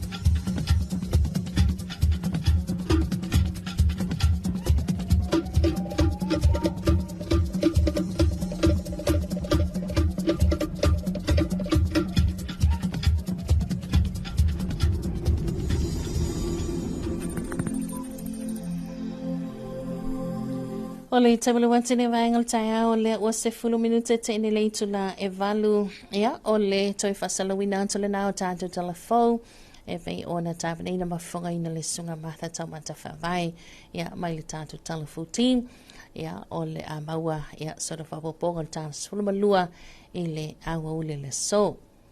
O le usfulu minuta te nei le vanu nei tai au, ia a tātou se bai, ia a wafo toi wha awa wino le tātou puklami Talofa Samoa.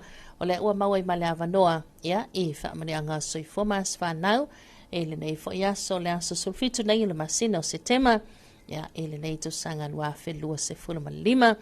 Ai wha atalawa atu le sunga iai o se fatu le wano, a lor soi fo manuia le nei tai au, ia, Lelo mai futa atu I nei Hamilton, New Zealand. Manuia le waso tos, au te tele fantas mai. Atalawa atu le sunga ia patolo, sio, le ato avao. Morning, ma lo lava le tautuaina le atu o ma futa atu I Brisbane, I Australia, fa te tele lau fionga patolo, ia, manuia telefo I tiu te mawhaiva. O le nei asa wa talawa atu, ia, le sunga ia ati malala, soi fo manuia malange ma ia ta le lofa le tua mai so le so ia lena ia manuia le waso anta vatu se uso ia lofa e fani lo fai fo Michael ta manuia sis ma lo la vale uso data ia manuia le aso alo vatu manuia fo io tu te ma favor ia lofa e mai se fo io se to mutanga wenga manuia le aso anta vatu le to fai maui ia manuia tele le anga mai data ia ta lo vatu fo le sunga enesi tu sani ia ma lo la vol sui fo manuia anuia tele nei aso enesi fa te tele la vol bafta mai ia ele nei fo I vaenga o le tai au ia ele benatu tatu se mai sina tatu musika nei ia o le fatu amai a tatu telefo ia ona toi tatu toi tala noa I fo ila ia lea ia ilunga tatu puklame Talofa Samoa ia ele nei tai au Avivia talofa bese a sibe vainga wa lesi ia malifa avivianga hello wa mai o ele nei tai au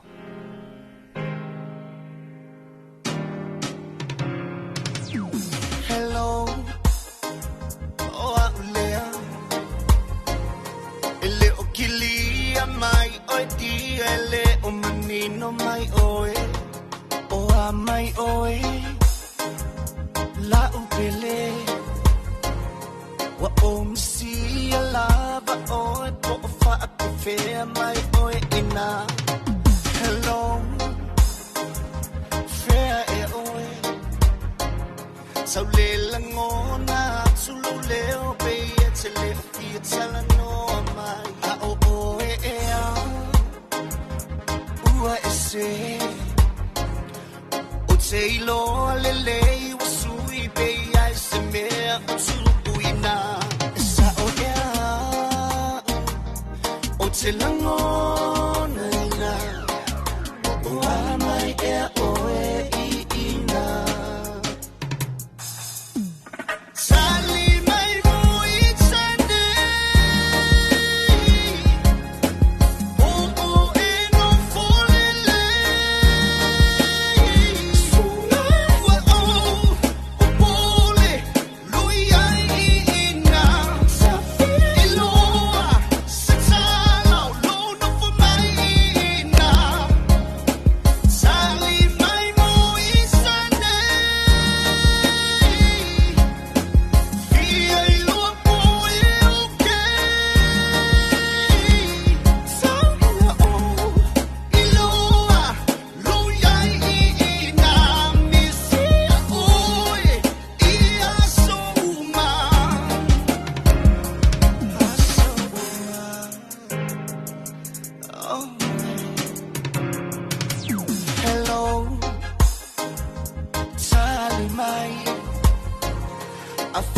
I se me wa tu puilo no for my ina sa umai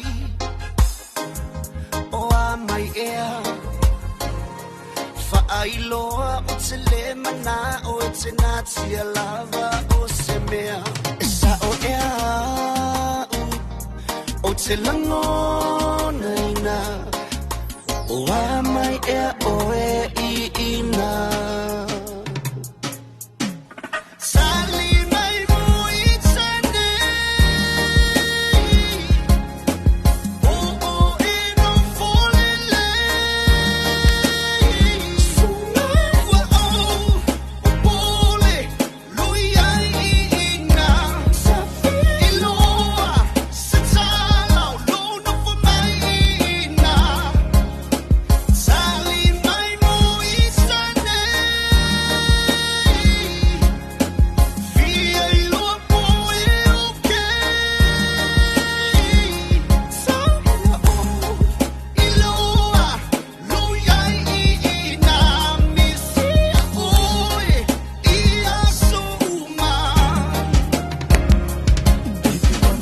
le lava oi leva ai fiu fa atali so toi vili mai tenu fo matatalo le tama ilunga fa sino mase ala o te ui atuai fiu tu itu I te le tali mai tia I mai a usima nei tinga o tangi lo ulo tope wa e sola alo fatali mai se wa o le lava matangi ma fa timula inga ele mutai o lo ua lo fa sali mai mo ichane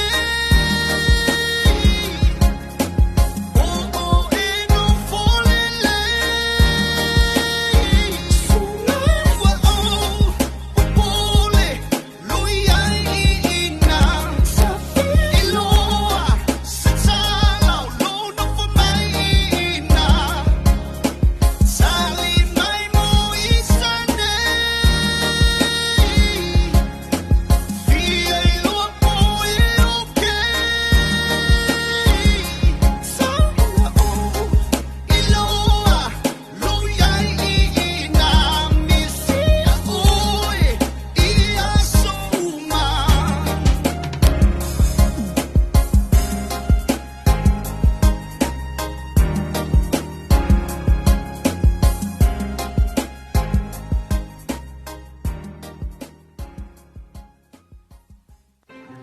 Talofa o lo ingoa Andrea Vena Sileafi.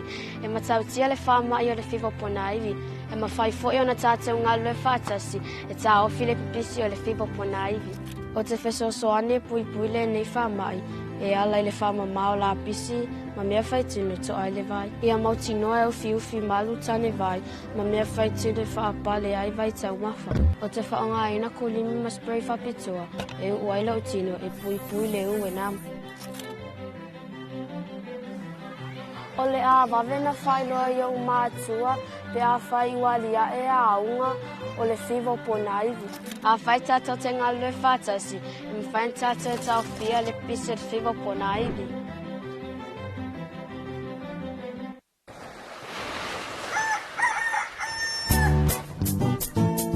Talofa from Western Union.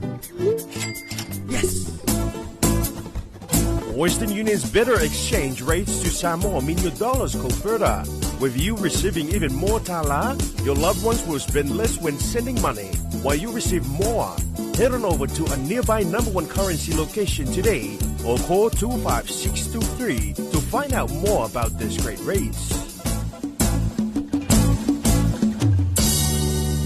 Tamila watine vaenga le taia ole o se fulu male valu minuta tenele tula e valu nisina tato fa silanga fa la wiloa ya o pui pui nga lava ya epe ona titi tata ma yaile matanga wenga le sui fo mala loina ya a tato ya ipea ya ile pui pui nga ole fiva pona ivi ya por fa ma inei por nga singa sel fiva pona ivi ya epe ona ya fa malo to le matanga wenga le sui fo mala loina ya ele nei taia malo le usu ya a mai se fo e tatou fa mai fa tu malo a talavanto le fionga ya foi ya salato a unanga ina to sivi muteli sala fai mai se fo la fionga ya le ota to la una a unanga fa mai ina sa tawa ya malo la val sui fo manuia ele nei taia ya to fa te telefon mai ya mai se bulenga mal au fenga wenga al fal tupela Western Union ya malo lava a talavanto company supermarket ya amau pulenga mal au fenga wenga ya ole foi wa tala tato a unanga nei taia tele mano no ita mafa tali ai lo malo taia ya mai se malo le atu anga ya tu ye mo fenga fa taunga ya ole nei ya so fa malo lava ya le ono sai ole foi wa amatona fa so le paketi na matua ya malotu tamaiti awa ole wa amata ia a nga mea tamaiti ya ole fo la amata tilo ya le tamamal tinai la fa soa ya afa i ole ya so tongi nei nisi ya ola wa fa pea ya ele le la fa te la tamaiti manule mawul tupe ya ele nei va yaso ya pole na va yaso ya ai o tulo le va yaso ape toi tolu ape toi lua so sale toi ya ona tata wo tulo le ya ele aso fa manatu ya ole lotu tamaiti ya ima tol fa now ai va talavantu I le to tele le anga bai lunga tele nei tai au ya ma no le usu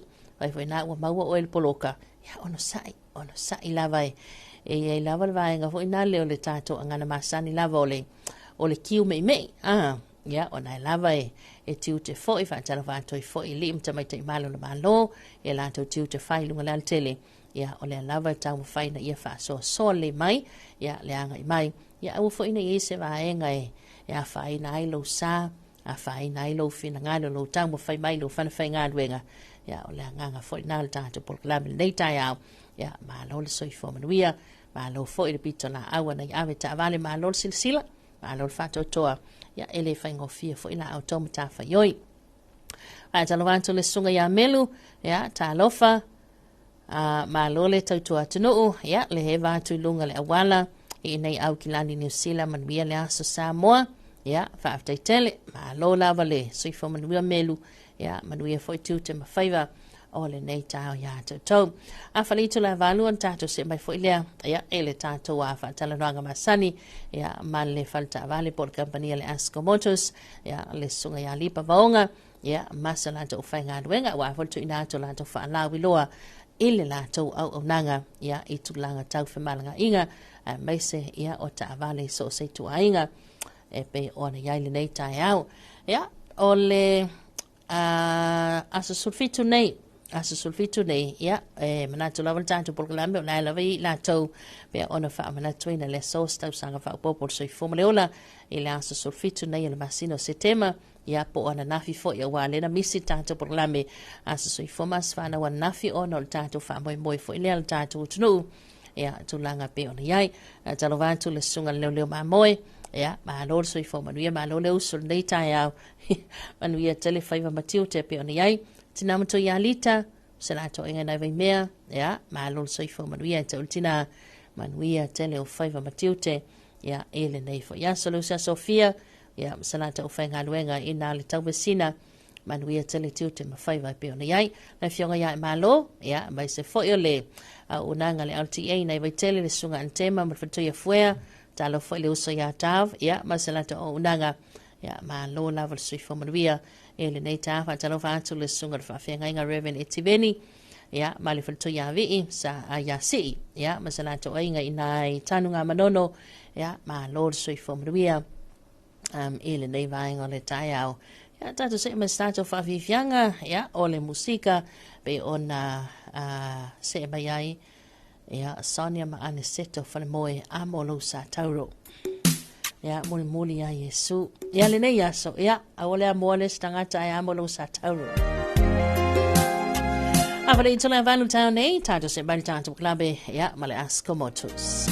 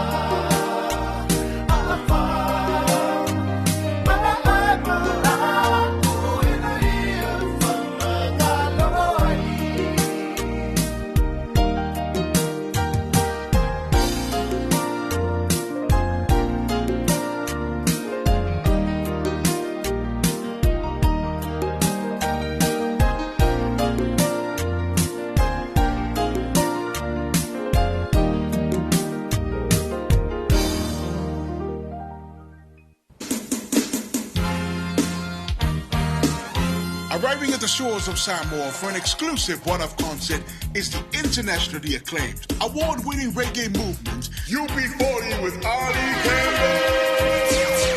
Brought to you by Agency 43, this is the great Ali Campbell's first time in Samoa. With hits like Red Red Wine, Maybe Tomorrow, and Here I Am Baby. It is a day of sing-along session for the entire Ainga. UB40 with Ali Campbell will go down at the Apia Park Arena on January 31st, 2026. Now mark the date, extra spot, keep an ear, an eye, or maybe a finger for more informations to come. UB40 with Ali Campbell, January 31st, 2026 at Apia Park Arena. Samala watene vaingale taya ole ua lua se fulu male valu minuta leo te inei ya le itula e valu ya ile tautumula unanga ni ilse ufongo sa molto ipi ya ni se vana tato fa sile silanga fa la wiloa ole kono se tele na le fa ili la wiloa le UP40 ya epe ona fofoina ya e lau fanua Samoa ile asotolo sutasi le masina o Januari ole tausanga fo lua fe lua sfulu maleono ya tata wa ulia le lofa maleanga le lei o lo tata utua se malitato taimi le ulua suluiva minuti te nile itu la evalu ya tali le taudu maya le sunga lipa vaonga mselato o fainga wenga tata poklame ya male falita volleyball company le Ascomotos ile neita yao ya fatala vatu le tata paanga le biteli sila fai manono maampolima ma lo la vol soifo manuia ya tol neita yao Talofa toi foi motu sae ya tutuila mamnua talofa lu tamaya lo ipom selanto ainga ya manuia tel nei tayao JD Leo Crew manuia le Samoa molianto lo faanga isomanto tina pele motaa ya sifala ya alo faanga mailana fanau e New Zealand malo so fo manuia JD ya Tina ya si falam salato ai ngai motaa o lo moli mai lo faanga ya ona ya walo ya manai fanau fo i New Zealand. Manu ya tele nei tai ya to ya fa talo fa to fo i le tonga ni ha ta mai se fo i le tonga ya tu salato ai nga e na America Samoa malu malolo nei ta to baanga tuile manua ya malo level so fo mia. Fa fi talo bese na ya Leone High School mai America Samoa ya ole lau fonga fia lava man mata ata tani lau malu tayao fa manatu foi ya ai ni te ua pisi mai ai ngalo na inu au fala au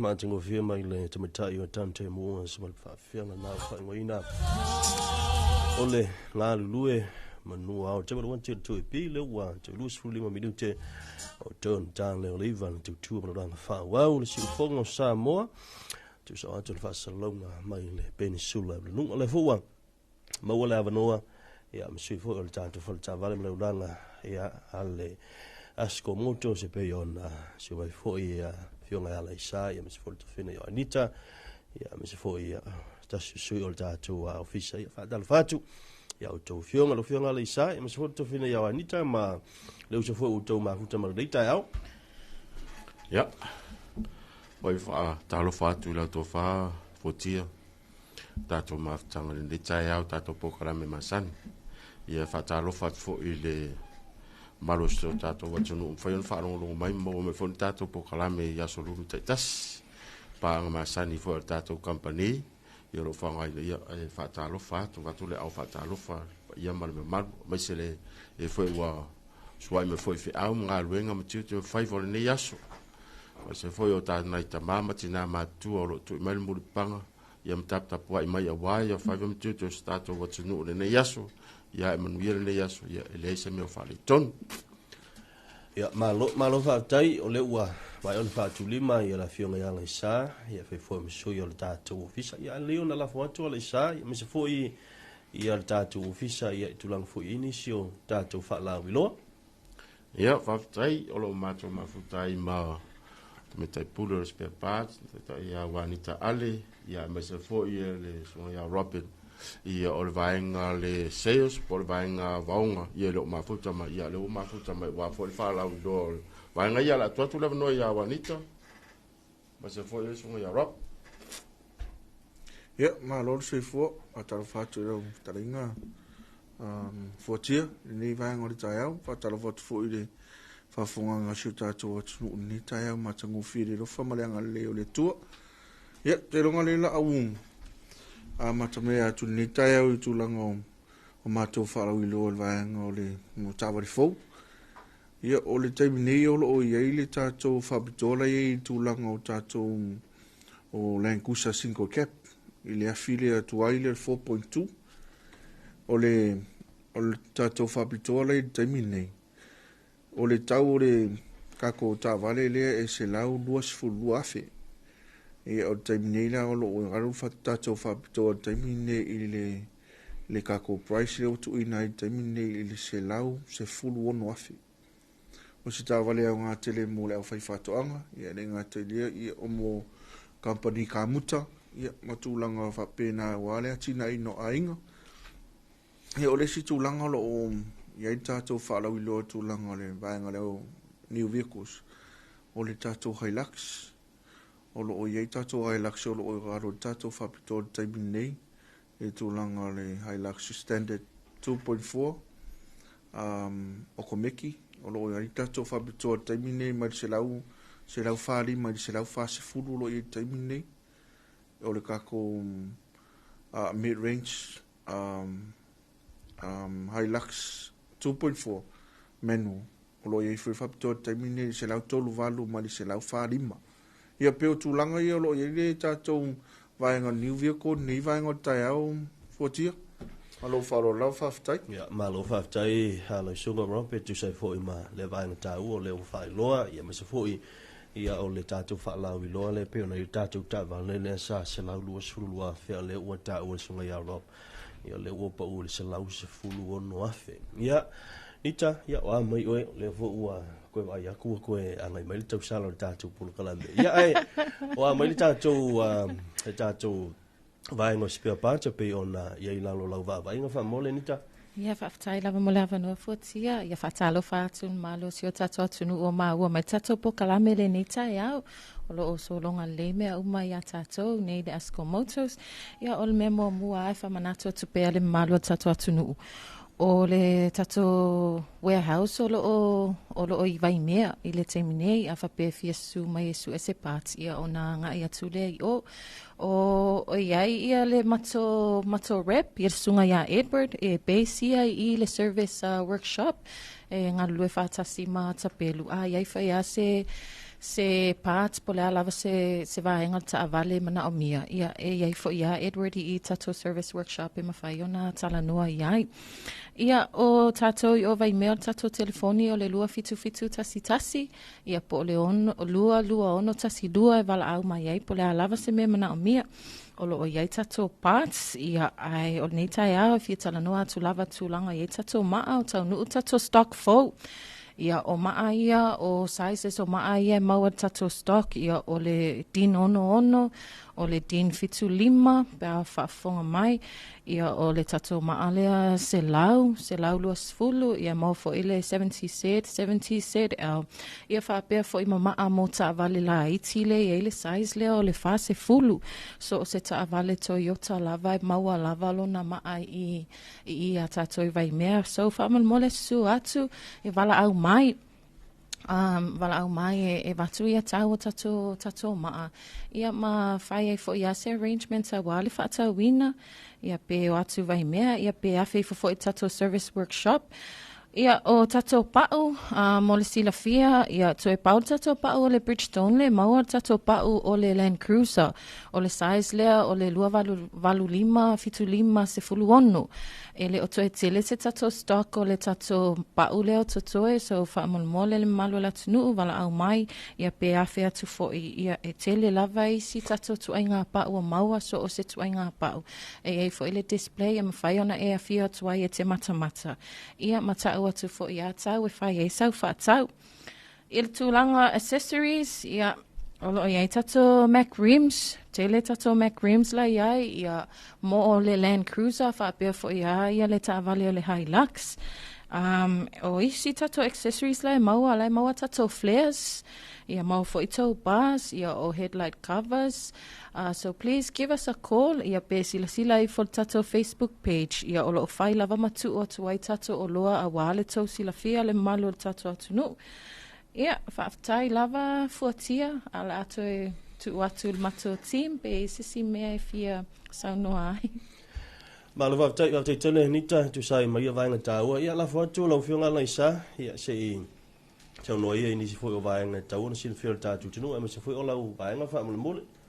Whaaftai na whutarangi fuatia o le tulanga masani o tātou vaenga le o le service.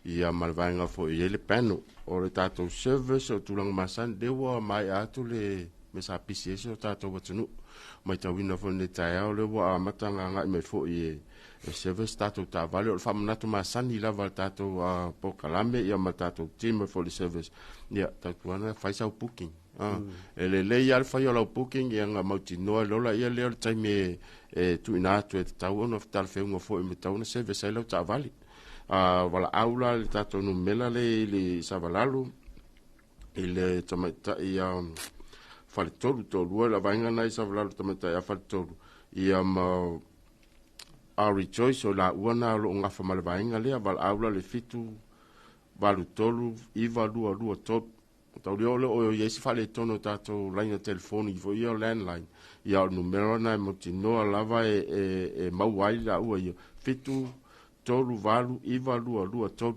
ia po le fitu lua ono tasiva numero na mo tato office savalalu tato official savalalu lo fa tino ina ita telo tato service ia tu patasi fo mal tato bainga tato Yamaha ma vole service ia fiva o nga fo i mau le bainga le ma tua ta la tu umala volo ia fiolo fi service ia lelo vala au mai tala no mai ia mai foi tu natu discount ia matulanga uma peona a fuafua tatou pulenga ma le aufaiga luega ia e tauntuina atu na ia faamaliaina le tatou service matua foi o tatou service o le me masani lava e le matou follow up service pe a uma service le tavale ia o follow up service le winga follow up service na ia e severo ainga la te fai atu e val au atu ia talo pele malo tatou patunu awale le ia fa ilo pe ia po familia ina lo finngalo de service po familia ina fo lo finngalo le seleno lo tong ia ona to tuina mai la ia le pulenga ma le fa ia to ilo ma to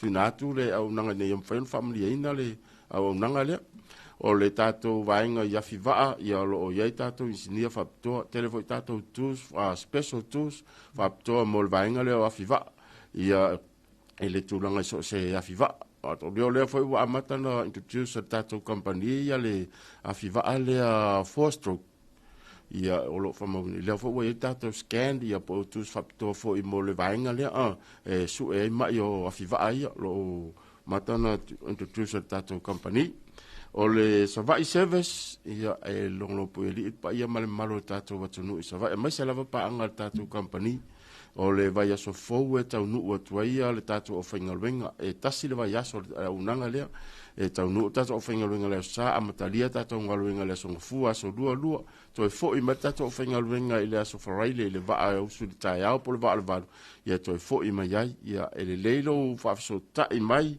la tou uma lewa uma na whaipoking ia o le aso na e tauna nga i fwai aso fua aso lua aso lulu ia ma le stofi su e se wa manoa le vainga na ia wal au le sunga ia malala wa muni malala o ia na e ngafa mo vainga le sava e le numero le fitu lima fitu iva fa fitu lima fitu iva fa o numero na fa so ta iai e tu sala va mal vainga lo o ia ia fiva telefo ila to lo wal au mi sava e fia saki foi malato wa fiva ia wat fa tasia tato service le ia mai la to e fa ia vainga le ia o numero alo fo na ta se val au ia mo wa se so swan mo ila to find booking fa wa fa nga mo booking nei ia o le tomata ia lo salia fo le o ia na lo fa ia booking mo sa va service ia ma longo ia po a me na o mia pe mana o mia ni pa o ma pe ona fa la lo le telo tato por kalame a ratu tato timle sa va ia e va tu ma me lo na o mia mai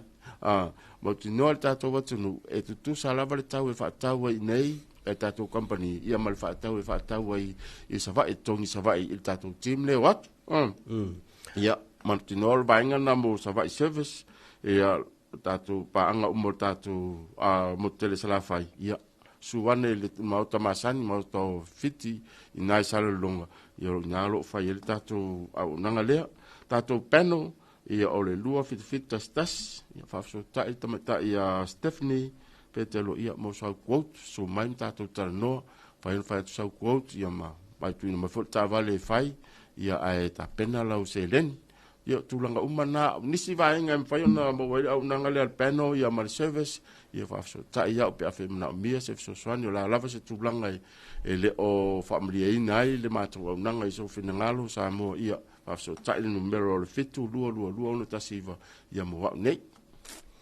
malo fatai o le ale o le taua ia le tamatai o salia mo tatou pukin foi mo mo tele sala fai se numero mo le tamatai o salia o le numero mo wai rosalia o le lua fitu tas lua fitu tas ia po le a fiu foi e billion numero na ia val au le fitu lua ono o fitu ono okay Rob ia se mau te lola usunga ia lele o suma ia le urupo o leo e sunga ia li pan nei tai o ia ai ti toi fa la tele mai ni so vai nga mi se la vo tulanga tau tu o nanga tau maketi ia man le tulanga fu ia fo ia tatu ta vale ia lo fa pena ona awina mai wala te vai atu na tatu officially na se valalo la ua amatela va ona polmeo la u te tala ia pe ona silfio tatu tunu o tasina o tatu ofisau tu le sa va te fo tala ile amatanga le tausanga ia ona le tapunia o la e fanga solo ia nga luenga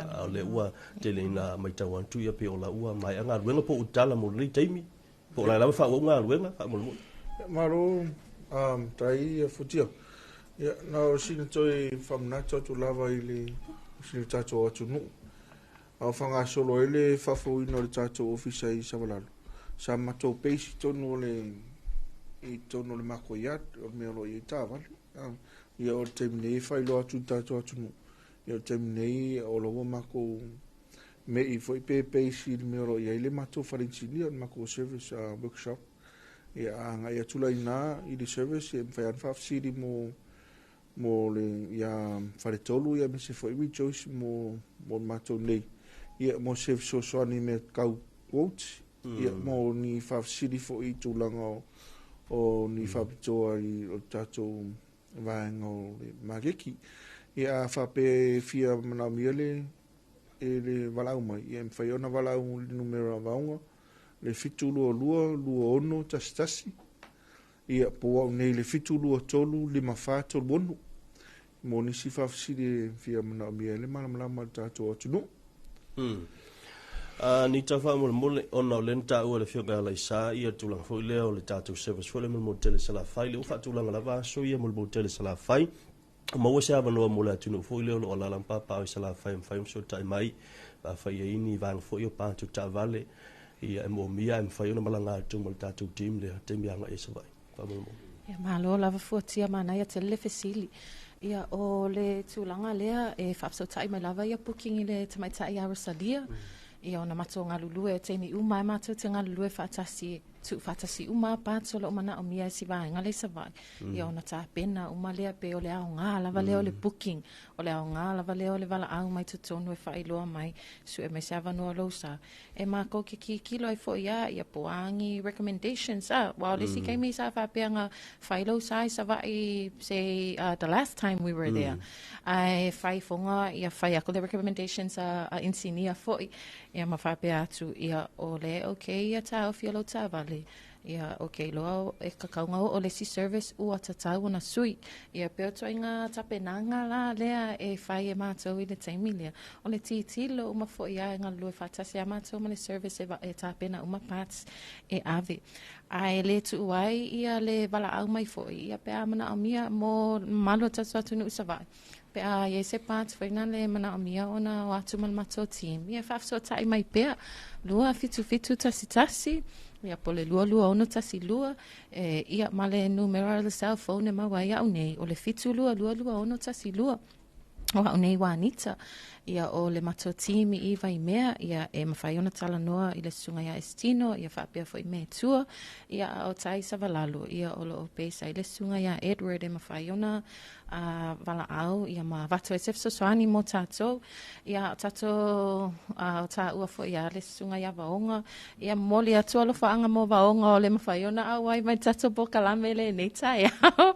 ia e tele lava o taimi I just want to touch base i tato pato le Yamaha mo le malo tato atunuu ia na taunuu mai fo ia tato stock ia vave lava le alu tato stock tele o pate mana o mia so fa mole vala au mai ia matou e watu ai po a ia tato parts po a lava ia ngi me mga o mia kakoa fiva ia e fia fai ia se Pala se pato lo fia sui ia po sau service afiva o lo fia fai e ai ia na isi tato le malo latino savai lo puki fo lato afiva e fai inspections i le mato team le o atu so we also have that service pa atu savai to check your outboard moto o tala fia i le malo tato customer base o le Yamaha o la ua tau nuu tato Yamalup ia o tam fight semine kilia mai tua ia ona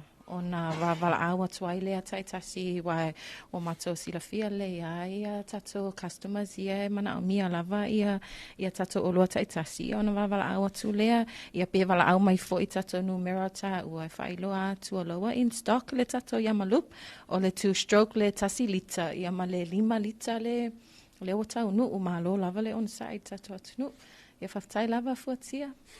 Taitele nita ia na o nei vaenga na toi pun fa pi ma ngoi la to le fa ta ma mai ta to fa tan rong ni ta au mo vaenga umalava tu langa tau party a mai se ia o nanga i vaenga se so to tonga ta vale ia fa una so tai mai ia tumta ia wanita ni na ni ta to bete suana ta to we house nai i vai mea ia o lo so mai nai le manga fa fu le anga i utai vai moso ia nga e sau ai le umia na e sau ro i tu tam tau pa fe tanga mai tonu ia ona e tau mai lo le tatu warehouse ia ele lua fitu te stasi po le lua ono te silua le funta ua ele to fina ia wanita lo mo la to Paris ia po la to ma ia mo ta vale le ngata fu na ta vale la iti ia paulisi vaenga a fai ona futa e fa fonga mai ole na ta ua wanita ia le o to tele ni ta to pa o mo le vaenga le Bridgestone ia ai pe na o pa o ia mo le ta to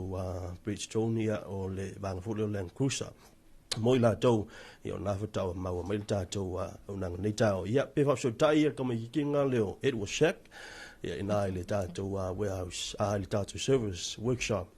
Ia, mo nei vaenga ia, ai o te lole alafo tu ia le isa, ona o tātou taimi. Ia, nisi o vaenga o tutoi o tātou tātou unanga. I tau ona wha mai, wha mole mole, ia mone silfia tilo tātou. Tino tau lunga i tātou proklame nei tau.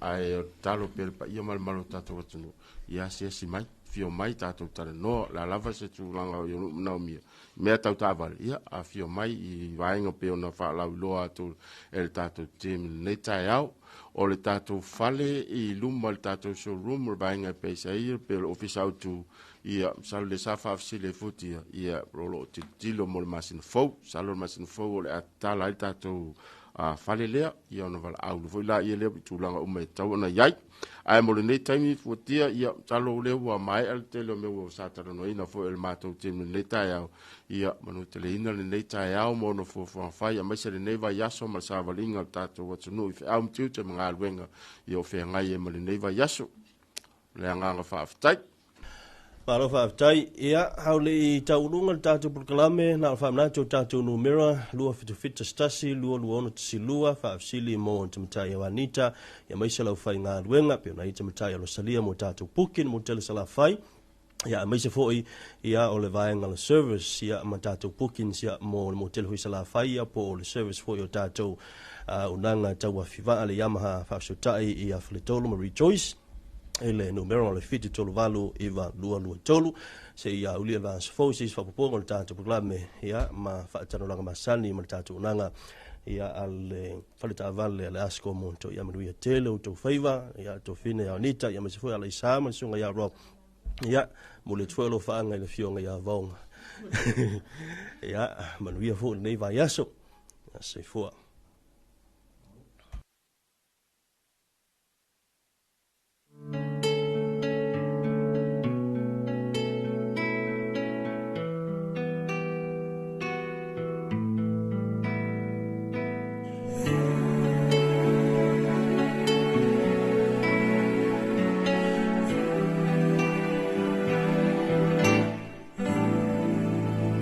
Talofa Samoa ua sili lo ma tango fie